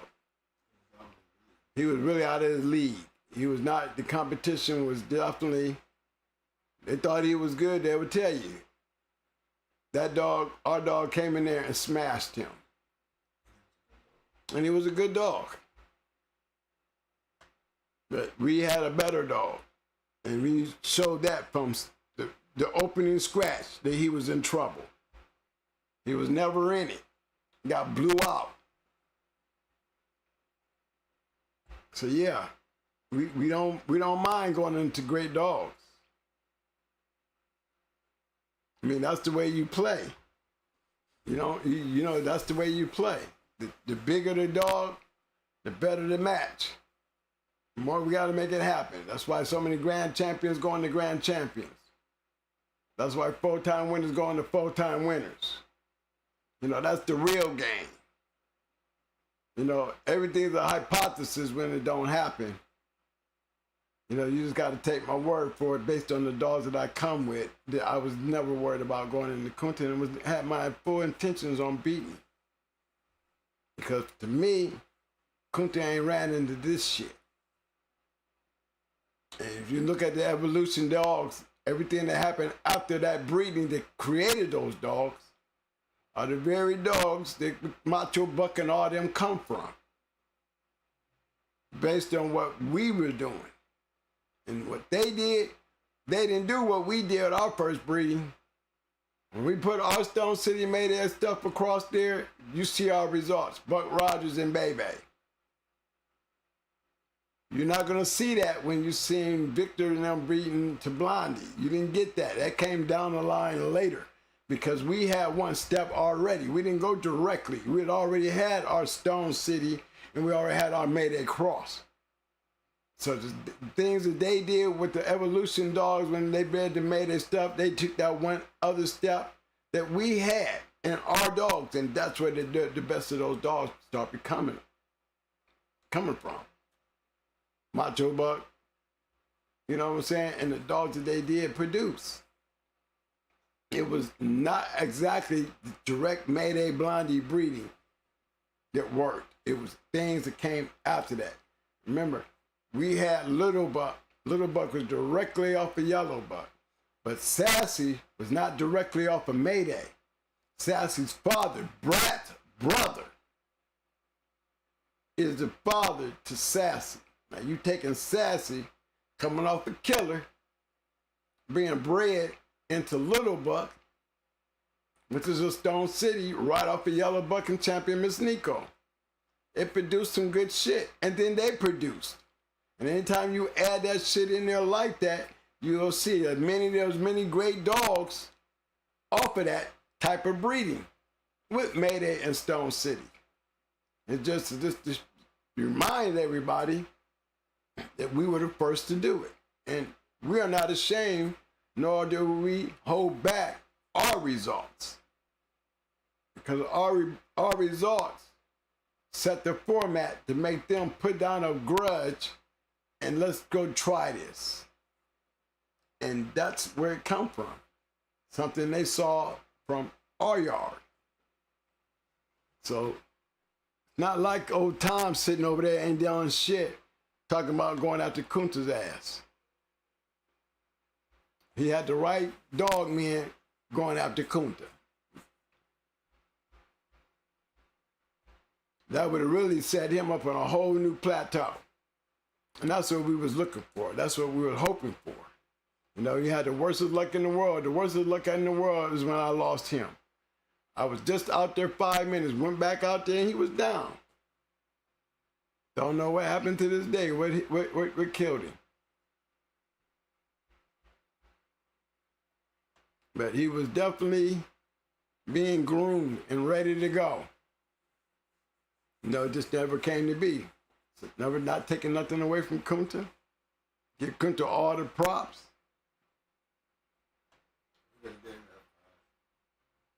But he would have had a chance to get that 5. He would have had a chance to get that 5. Definitely would have had the chance to get the 5 because if nobody else wasn't to fuck with Kunta, we was definitely wanting to get him. And you know, I don't just say that. I went in the Grand Champion Tommy Boy, a 4-time winner, didn't go 22 minutes in all 4 of her matches.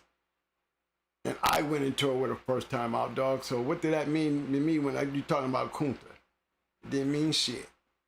I'd have did him the same way I did Tommy Boy because it's about the competitive, eager competitiveness that we drive for. We try to find the best to put with the best. That's how you know what you got. You gotta be willing to put that down. That's why you think great dogs have great matches. You know what I'm saying? I mean, you gotta put them together. They're gonna knock on your door. I was gonna knock on his door. Was already talking about it. The buzz was already on. And this didn't happen.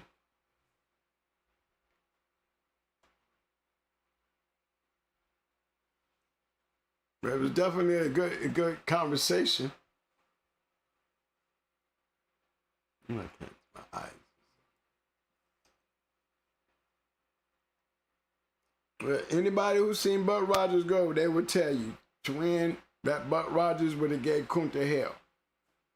Kunta was not going to come in there and smash on Buck Rogers like he did Wacko. That was not going to be the situation. And I don't think Kunta, Brandon, and nobody nothing like Buck Rogers.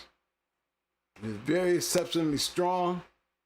He took after his daddy. His daddy was a great dog coming off of Stone City, but his mama came off a brat, and we had a style that we was gonna bite our way to that stifle. And once we got back there, we would have definitely neutralized the Kunta shit. It was already mapped out of my mind. Kunta's not gonna be able to keep this dog out of stifle. He's not gonna keep this dog out of stifle, and anybody would tell you, he was not gonna keep Buck Rogers from getting back there. Got back there. And once he get back there, just like Brat, just like Red Ruby, just like 38 Special, just like Jimmy, all these dogs, going hard dogs. Once they get there on your ass and they hit that ass in, it's over. And he wouldn't have been no different. Not to us, not our perception. And the only way you're gonna find out, you had to do it. We just didn't never get a chance to do it. So take nothing away from Kunta. Look, he's worth me talking about because, shit, look who we talking about. Dog was a badass dog. You know, but that don't mean shit to me. I think I had a better one.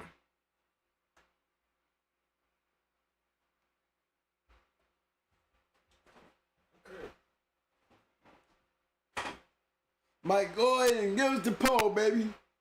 Hey, thanks, guys. That was remember that. I mean, I'm gonna cut this shit right where it's at. You know, pointing out things. And one thing that I definitely wanted to point out, I think everybody who was in those yards producing these great dogs had that type of mentality and type of thinking. If your dog is good, then, you know, don't get mad because we calling your ass out, because that's part of the game. You know, I don't think nobody's scared of anybody in the world that I come from. I think the only dog that you would have been scared of would have been Pandy. And to this day, I spilled it. And then, you know, I had to bring Jigger in there, you know, because Destroyer, he was up on the top of one of the list dogs that made Dog of the Year, yet he didn't go in the Jigger. You know, Champion Jigger would have been the perfect dog to put on Destroyer. That's like putting Buck Rogers on Kunta. They never happened, so we don't never know what would have happened. Jigger wound up being 4-time winner because nobody else won. Yeah, but Jigger, he ended up being retired a 3-time winner because he couldn't get 4 and 5. He was that rough. Killed everything he was on. I mean, from the time he started rolling as a young dog, every dog that put a mouth on that dog got murked. And that says a lot. Even in his 3 matches, they all got murked. That says a lot. And I honestly believe if the opportunity had it came, which the opportunity did come at it and take up on the down offer, that I think the Jigger would have smashed Destroyer too. Because some dogs just got that ability to destroy shit. And we know what they look like. And yes, we look for those opportunities because that's part of the game. That's part of our mentality.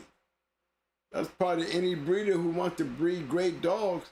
He's going to breed the great dogs to produce great dogs. If we're going to win with those dogs, that's what we need. The formula says it as a fact. Whether you private or you open to the public, if you're putting dogs out there that we can be competitive with, then you're going to make a lot of damn money. But we first need to take one of these dogs and go be the real bad motherfucker with them. Because that's the way you go find out. Because whatever I do with that dog, he's going to get the credit. And that's usually how it works. So y'all keep that in mind. Okay, we had 156 people who took the poll this evening. Nice number, fellas.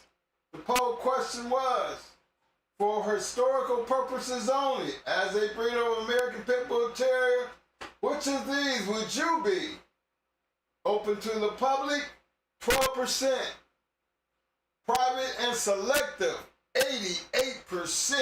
A blowout. A lot of private people out there. I'm going to show you somebody who was open. Remember, we just came off the Stone City Dogs. They wasn't private.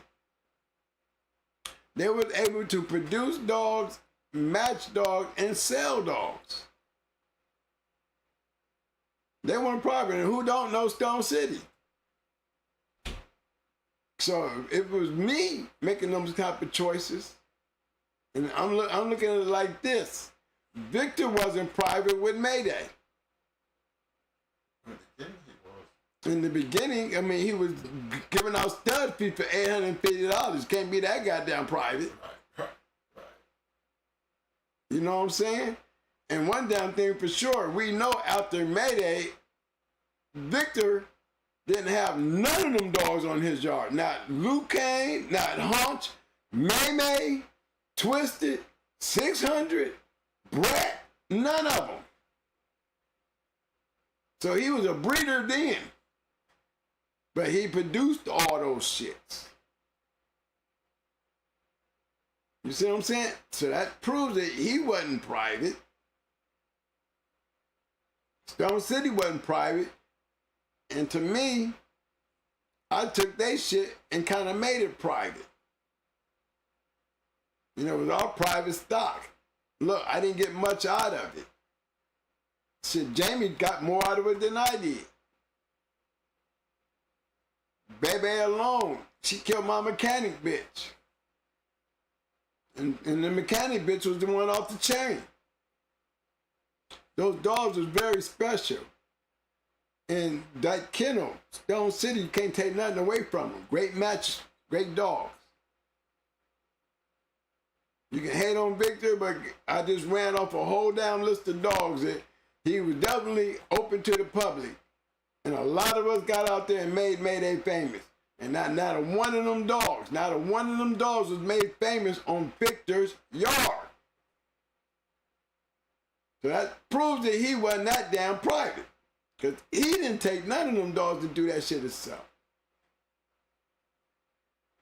So when we got that big old 80-something% being private, I just showed you 2 great kennels. Matter of fact, I'm going to throw one more in there. I'm going to throw Stone Hardcore Kennels in there who wasn't private. He was able to produce his own dogs, sell dogs, and still win. So that's 3 great kennels. 3 great kennels that was not private, who was able to produce, win with their own shit, and sell to us and win with their shit. So if you're gonna give me them 3 kennels, guess what? I'm gonna be in that low percent, because I'm gonna be public. If I had my choices now, I would have been public. Me, I never got that opportunity or that big boom. If I'd have whooped Kunta's ass, I'd have been public like a motherfucker. I'd probably been worse than Chico. I'd probably been charging $5,000 a dog. No, we got some great dogs. We still We did though. We didn't go open public, but when I sold out the yard was 28 days gone, empty. So imagine if I would have gone public. Or the 40 we just let Or to look at the dogs that we dumped in one weekend, down to 40 dogs. Imagine if I'd have sat there and just sold all of them. Imagine if I'd have sold Maytu, because Maytu didn't make the team. Look at all the dogs that was game and was able to. Bucko ended up going to somebody's yard. You know, he got sold. You'll find him in the pedigrees of Going Hard dogs out of that same great litter. The same litter we talking about with Baby and Buck Rogers. There's a dog named Bucko out there that produced. You know what I'm saying? And if we hadn't did open up that door to go public, Jamie would have never had Elrod, Yellowbird, Gus. You know, we would have had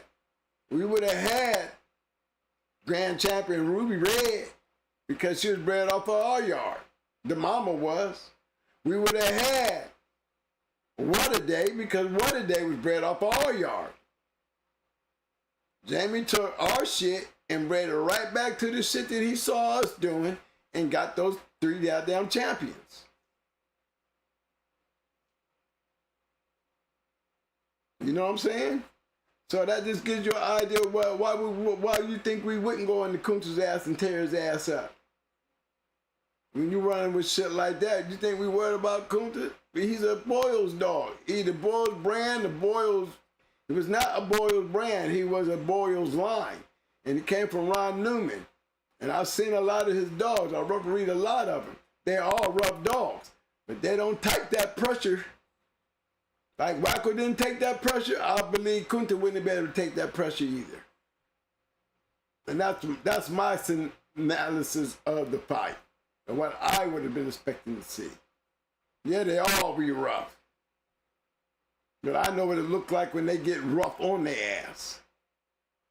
Skin was a great example of a dog off of Wacko crossed with some Mayday. You couldn't whoop Skins. Skin was better than Wacko. Skin was better than his own daddy. I bet you a dog that caliber couldn't go in there and whip Skins like Kunta whipped Wacko. I guarantee you, wasn't no dog with Kunta's ability gonna go in there and whip Skins like that. And Skin was off of Wacko.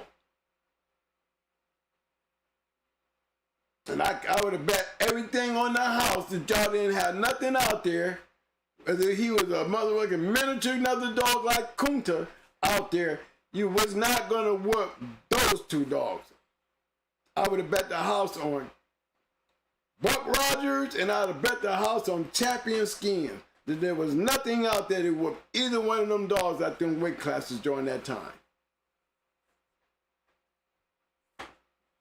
Opportunity comes, and then opportunity goes, you never know. But I think if you look into it a little deeper, why would we be worried about it? You'll see why we were more confident about it than worried about it. Right. Our dogs speak for themselves. Yes, sir. All right, fellas. As we close it down tonight, let's see what we got out here. I'm about to pick that up there, fellas. Don't ever, you breed good shit, you don't worry about shit, okay? You kill all that shit. That's how we used to think. You know, they might have whooped that dog down there on that block, but they sure ain't working their way up to this block. You know, I think the sports guys just didn't want me to have it yet. You know what I'm saying? Any questions? Anybody got anything to say? Any more comments? I'm gonna be glad to bring it on. I want to give a big shout out to my man Wells Kennels in the house. What up, Wells? Where you been, Wells? Long time no see, Hey, man, we used your shit, man. Your shit worked real good, man. We like that shit. We gotta let that shout out to Wells Kennels. Wells Kennels, that shit you sent me, man, I used it. And, man, you right. That is some good shit. Don't know what's in it, but, bro, that shit does work. Now, you heard me say it. I am definitely a sponsor. And definitely tell you, I use this shit, and yes, it will have your dog looking and acting real good. Don't even know what's in it. Like to know what's in it. You know, I don't like giving my dog shit that I don't know, but guess what? We did it on a test dog, and boy, do you want to pull her up? I'm gonna pull up some Wells Kennels. This is what was. Let me show y'all. I'm gonna find it right quick. Just give me a chance before we close the show. I gotta get my glasses on right quick. See if I can just. Where's my damn? Where's baby in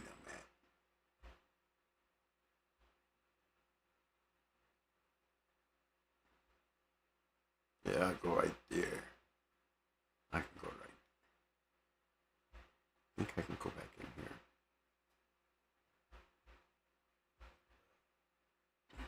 No, I'm just gonna go on my online shit.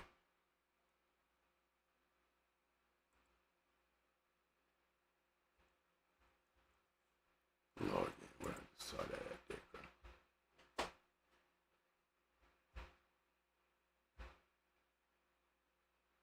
Yeah, I got to show y'all this Wells Kennels shit, y'all. We had it around, but we just hadn't used it. We figured we'd go ahead and use it and take it out and take a look at it and see what happened with it.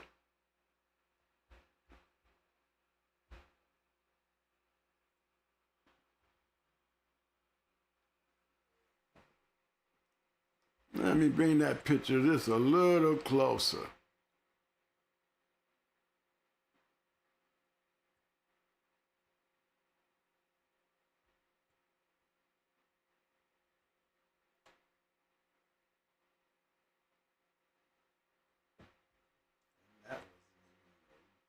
And that wasn't even a stressful keep. That was just nothing but a pre-keep. Powerful. Powerful. Didn't use no other supplement but the Wells Kennel supplement with our food. And that's a young dog. Not even 2 years old yet. So whatever's in that shit the Wells Kennels had, I will tell you, I will promote it. You can stamp my name on it. So that shit was working. Don't even know what was in it. I'm gonna say it again. But they had the coat nice and shiny and very powerful. Good working. She loved to work. She's really a bulldog. The man, you had to see this dog in person. If you had to see her in person, picture takes a lot away from it. But you see her in person, whatever that shit had in it, I recommend. I would trust it to use it now myself. If I was playing, I would be using it too. But it was definitely a muscle builder, definitely a great, great tool for guys that's new. We didn't do no real And we didn't do no real keep shit, y'all. This dog was not under no real keep. This dog was, goddamn it, fed this shit and worked a flirt pole and walked. That's it. That's it. You see them knots on that hiney, down that hiney? You see them knots in that shoulder? You see that cover rib muscle? That's off that Welsh Kennels shit. So we just wanted to point that out to you guys to let y'all know. That yeah, we tried. He sent us some shit, and I had it all that time, and I told him, hey, let's try this shit, man. And all Mike did is he didn't do very little work, good walk, a lot on the floor, and that was it. And she looked at beautiful. If you had to seen her in person, you would have seen a real beautiful dog. But yeah, shout out to Welch. Yeah, that shit you sent me, man, was definitely the shit.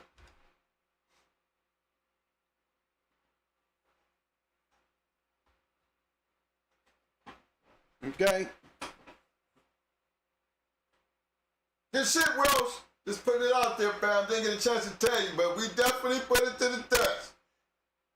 And I can imagine what she would have looked like if she had went on through, the Mo Keep. She was good and ready for it, built for it. She was built for it. She sure was. Glad to see you pop up, man. I'm glad to see you, you know what I'm saying? So we know how to find you. Yeah. You need to stop on in and go ahead and give me my high five for putting you out there like that, man, because your shit definitely you got my approval on it. I second that motion. Now we're gonna talk about our boy dying, man. Oh yeah. You gotta put up.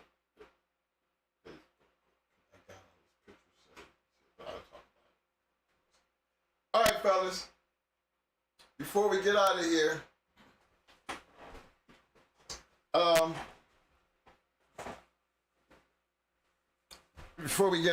before I do my thumbs up and everything, I want to give a RIP to one of my friends. Y'all know we used to be in the music industry, doing what we do, and we just lost a friend. Now my friend is his name is Michael Christopher Jackson. Probably you guys heard of Jodeci, Mary J. Blige, the Gap Band, SOS. Well, he was the music director of the music. He created a lot of their music, Mary J. and especially Jodeci. Now Mike Also in the Rock and Roll Hall of Fame. He's also in the Funk International Hall of Fame inductee about 2 years ago. Bad boy. He died 2 days ago. We had a chance to spend, when we was out in Cali, probably the next show I will show you the pictures. We all had a chance to hang out. Never seen that coming. But I think he was sick at that time. He just didn't let nobody know. But he was real influential in the music industry. And I just want to give a shout out to his daughters and, and to my family and crew, which, I look at you dog people, my dog fraternity, like my family. And I always going to share my losses because I think my other part of my music family would do the same over here, because we all share the same Facebook. So y'all probably, some of you guys probably seen the shout outs, even seen pictures with him, and just here recently, him and KC and JoJo. But he died here 2 days ago, and I just wanted to give a shout out, you know, my RIP and respect, you know, to our homie. To my homie. He's from Akron. He actually, he did a lot for us coming up when we first got into the music thing. Mike was the first one that was open the door to be like, yo, we gonna be up here at the Fox. Here, you know, come on up, front row seats, tying us in to all the hookups, because, you know, we were famous artists then. Remember, it was because of Mike we got hooked up with E40 and the whole entire clique. Too Short. Too Short. Q. Lynch Mob. Golly, man. Scott LaRod. What was my MC Breed? Yeah, MC Breed. Heavy D. Heavy D. UTFO. Yeah, we didn't have them all. The Beastie Boys. All these people that we had done concerts with. You know, brought them in, did shows, and then was on the road with them. And my homeboy had a whole lot to do with that, because he had that much influence in the game. And then, you know, just to be able to spend a whole week kicking it in his hometown, which was, you know, he's from Akron, Ohio, but he was out in California, and he met us all, you know, we ran into him out there, and it was just sad to hear that he had passed, you know, shockingly like that. But again, you know, my heart's out to you, Big Mike. R.I.P., bruh. To his brother, Derek, my hat goes off to you, bruh. I feel your pain. I just thank God that we got a chance to hang out with him and bring back them old memories, you know, because, you know, we just was all together. S1W, that was the southwest side. That's where we all grew up from, you know, and we all had something in common. And it was just one of the moments when God bless you, bring them people together, and people that meant so much to him and he meant so much to us, to be able to see and enjoy that time with him and to see him pass. You just never know when that time comes. And I'm just glad I had the opportunity to spend that with my brother, you know, and I want y'all, I'm just sharing that with you guys. Like, I just want y'all to, when we do our thumbs up, you know, our muscles and our roses tonight, tonight's is like a special, not just for us, but for him. Because again, that's what friendship does, you know, and I'm talking about long lasting years of friendship, when people can change your life and have so much influence on what you do in life and be a good person the whole time.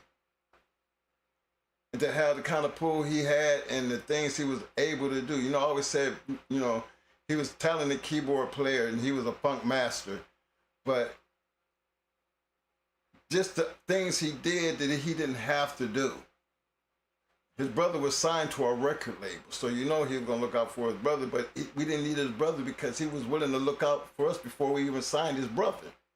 So I want y'all to give me a couple of them extra thumbs up, roses and the muscles, and for how many of you that was in there, y'all make up for all the ones who not in there, but show the love just based on the people that we have in there, and just show that extra love, because what we give back to the community, he was the exception of the rule, because this dude was one of them kind of dudes. You know, he was one of them truly type give back to, you know, passing it forward. He'd see your kid come in, you got some talent, he gonna nurture you. He was that kind of dude. I mean, he just took us in and was like, this what y'all doing? Okay. Now he's off on the road, off in the studio, but I call him, he still pick up that phone and tell me, look, call so-and-so, I already talked to him, man. You get the whole clique out there for your birthday party. Just send me $3,500. $3,500. Yeah, I take care of plane tickets in their room and off to their next destination after y'all party. And this was for our birthday party. I'm not talking about E40. I'm talking about E40 and the whole entire clique.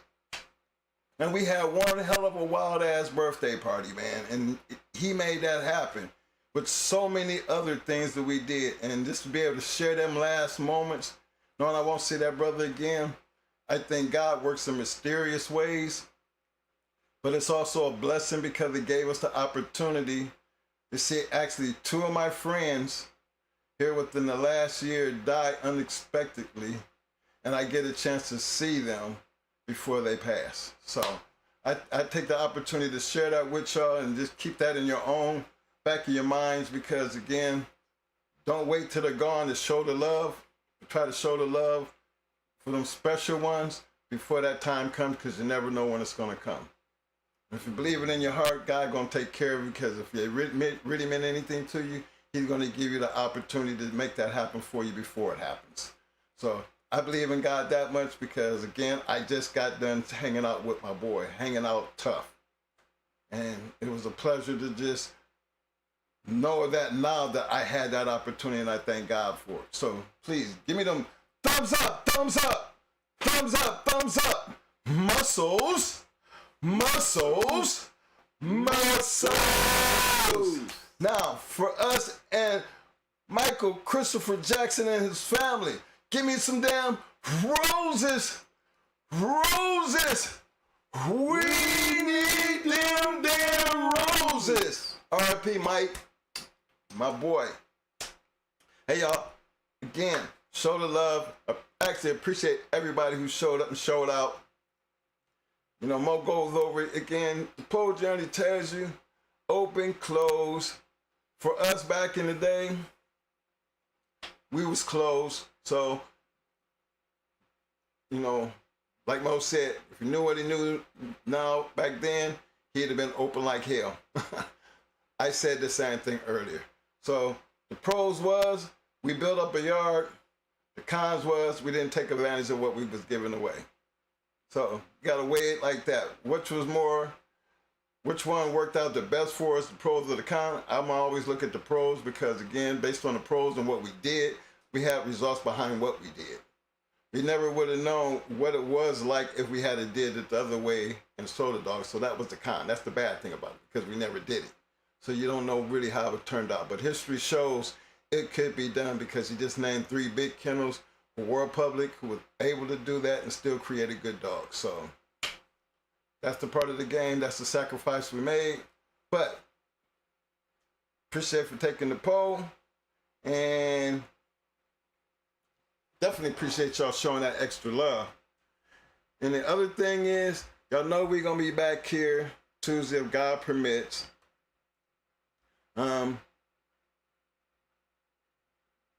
Just everybody stay safe, and you know, if it's anything in your heart or you feel it necessary to go hug somebody or go give your family a hug or something. I mean, we living in a crazy world, and I just think it's always necessary, you know, that even though we talk dogs, we should have even closer relationship, because we actually spend so much time together and respect for each other, that we should always be, you know, sympathetic to anything, especially when it comes to people that you see all the time in different places. You know, they are kind of like family. We might talk our shit and we might talking dogs, but it's still part of a family. We give shout outs to everybody. We salute to everybody when we see each other in the room. All that shit's cool and fine and dandy, and it means so much. But where you gonna be at when they really need you, and you know, that weight fall on them? Are they close enough that you could actually be there, even if it's not nothing to be there, but to give them a shout out and let them know, just know that you're there for them? That's what it's all about. That's when you know the fraternity is doing what it's supposed to do. We don't have to like each other to respect each other. We can always agree to disagree. Oh, that's fine and dandy. But when one's in need and they reach out to you, or you don't even have to reach out to you, because some of us keep it close to our heart ourselves. I share mine because I know I have a family out there. You go on my Facebook, you see I have a big family. They understand. So I'm not going to treat you guys any different. You like a family. So long as we rolling like that, I mean, I want y'all to be able to step up to the plate and touch somebody else. You know, just don't talk about it, be about it. Pass it forward. It's going to make this game so much better, and definitely going to do so much more for our relationship. And again, I want to give a big shout out to my man Buck City for coming through. Behind all the bullshit, he still came through, dropped a dime piece, and much respect to you, bruh. And trust me, I'm going to show that love and respect back, because I owe you one. And that's what this is all about. And so big ups to Buck for doing that. I got your message, fam. To anybody else out there, we, you know, regardless of what the situation is, we still gonna be down with you. Might agree to disagree, but that don't mean I hate you or I gotta run from you. We just gonna be agree to disagree. So let's keep that and move forward doing it that way, and things should get a whole lot better. So until Tuesday, if God permit, and y'all keep doing what y'all doing, and you know how we always end the show, we're gonna make sure the one thing we keep close to our heart, outside of just God, you know, because he stays very close, but then family and everything around you, you know you game as hell, because you're gonna always, I mean, you should always scratch the win. Because it pays off, man. Never give up. Never give up. You know? So until then, I'll keep doing what y'all doing. Mo, while you picking your dog of the night, man, I'm finna go get this thing rocking, baby. Okay, baby. Oh, I got my dog of the night. It's a Michael Myers dog. Damn right. It's Hella Storm. Y'all better remember that dog right there. Y'all see her. Y'all better remember her. Some of you have seen this before. That's my dog of the night right there. That Welsh Kennels combination on her. My dog of the night. Going hard Kennels, Hella Storm.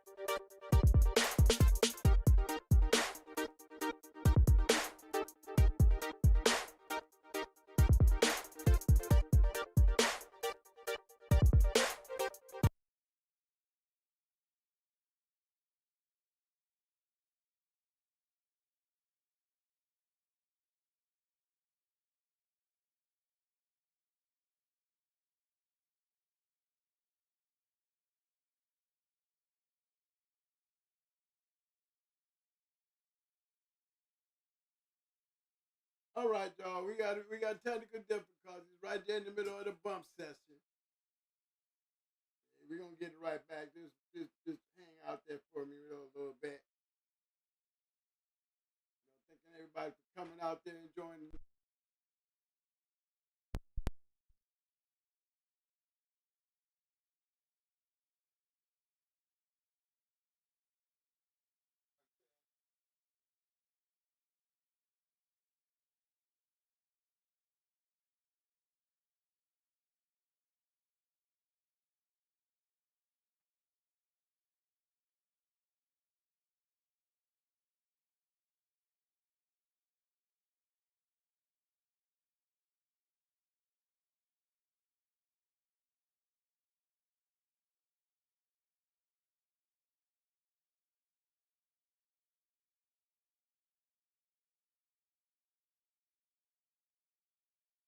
Mic check one. Yeah, we still in the house, y'all.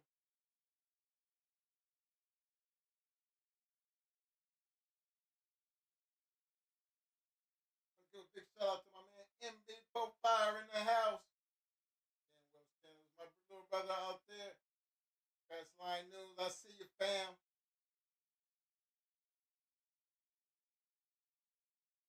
Like family LG, I see you, fam. My man Chuck Charles, I see you, fam. Appreciate the love, Chuck. Welcome to the Shark Tank, Chuck.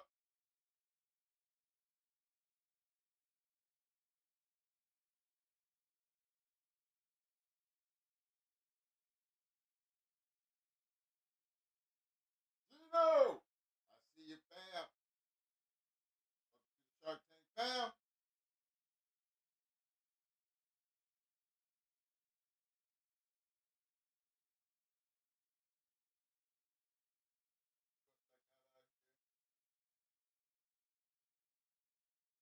Marquise B, I see you, fam.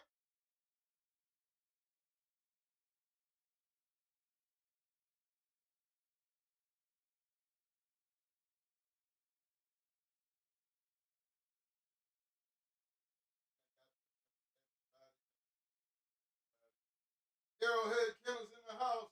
Melee new suspect. I see y'all, fam.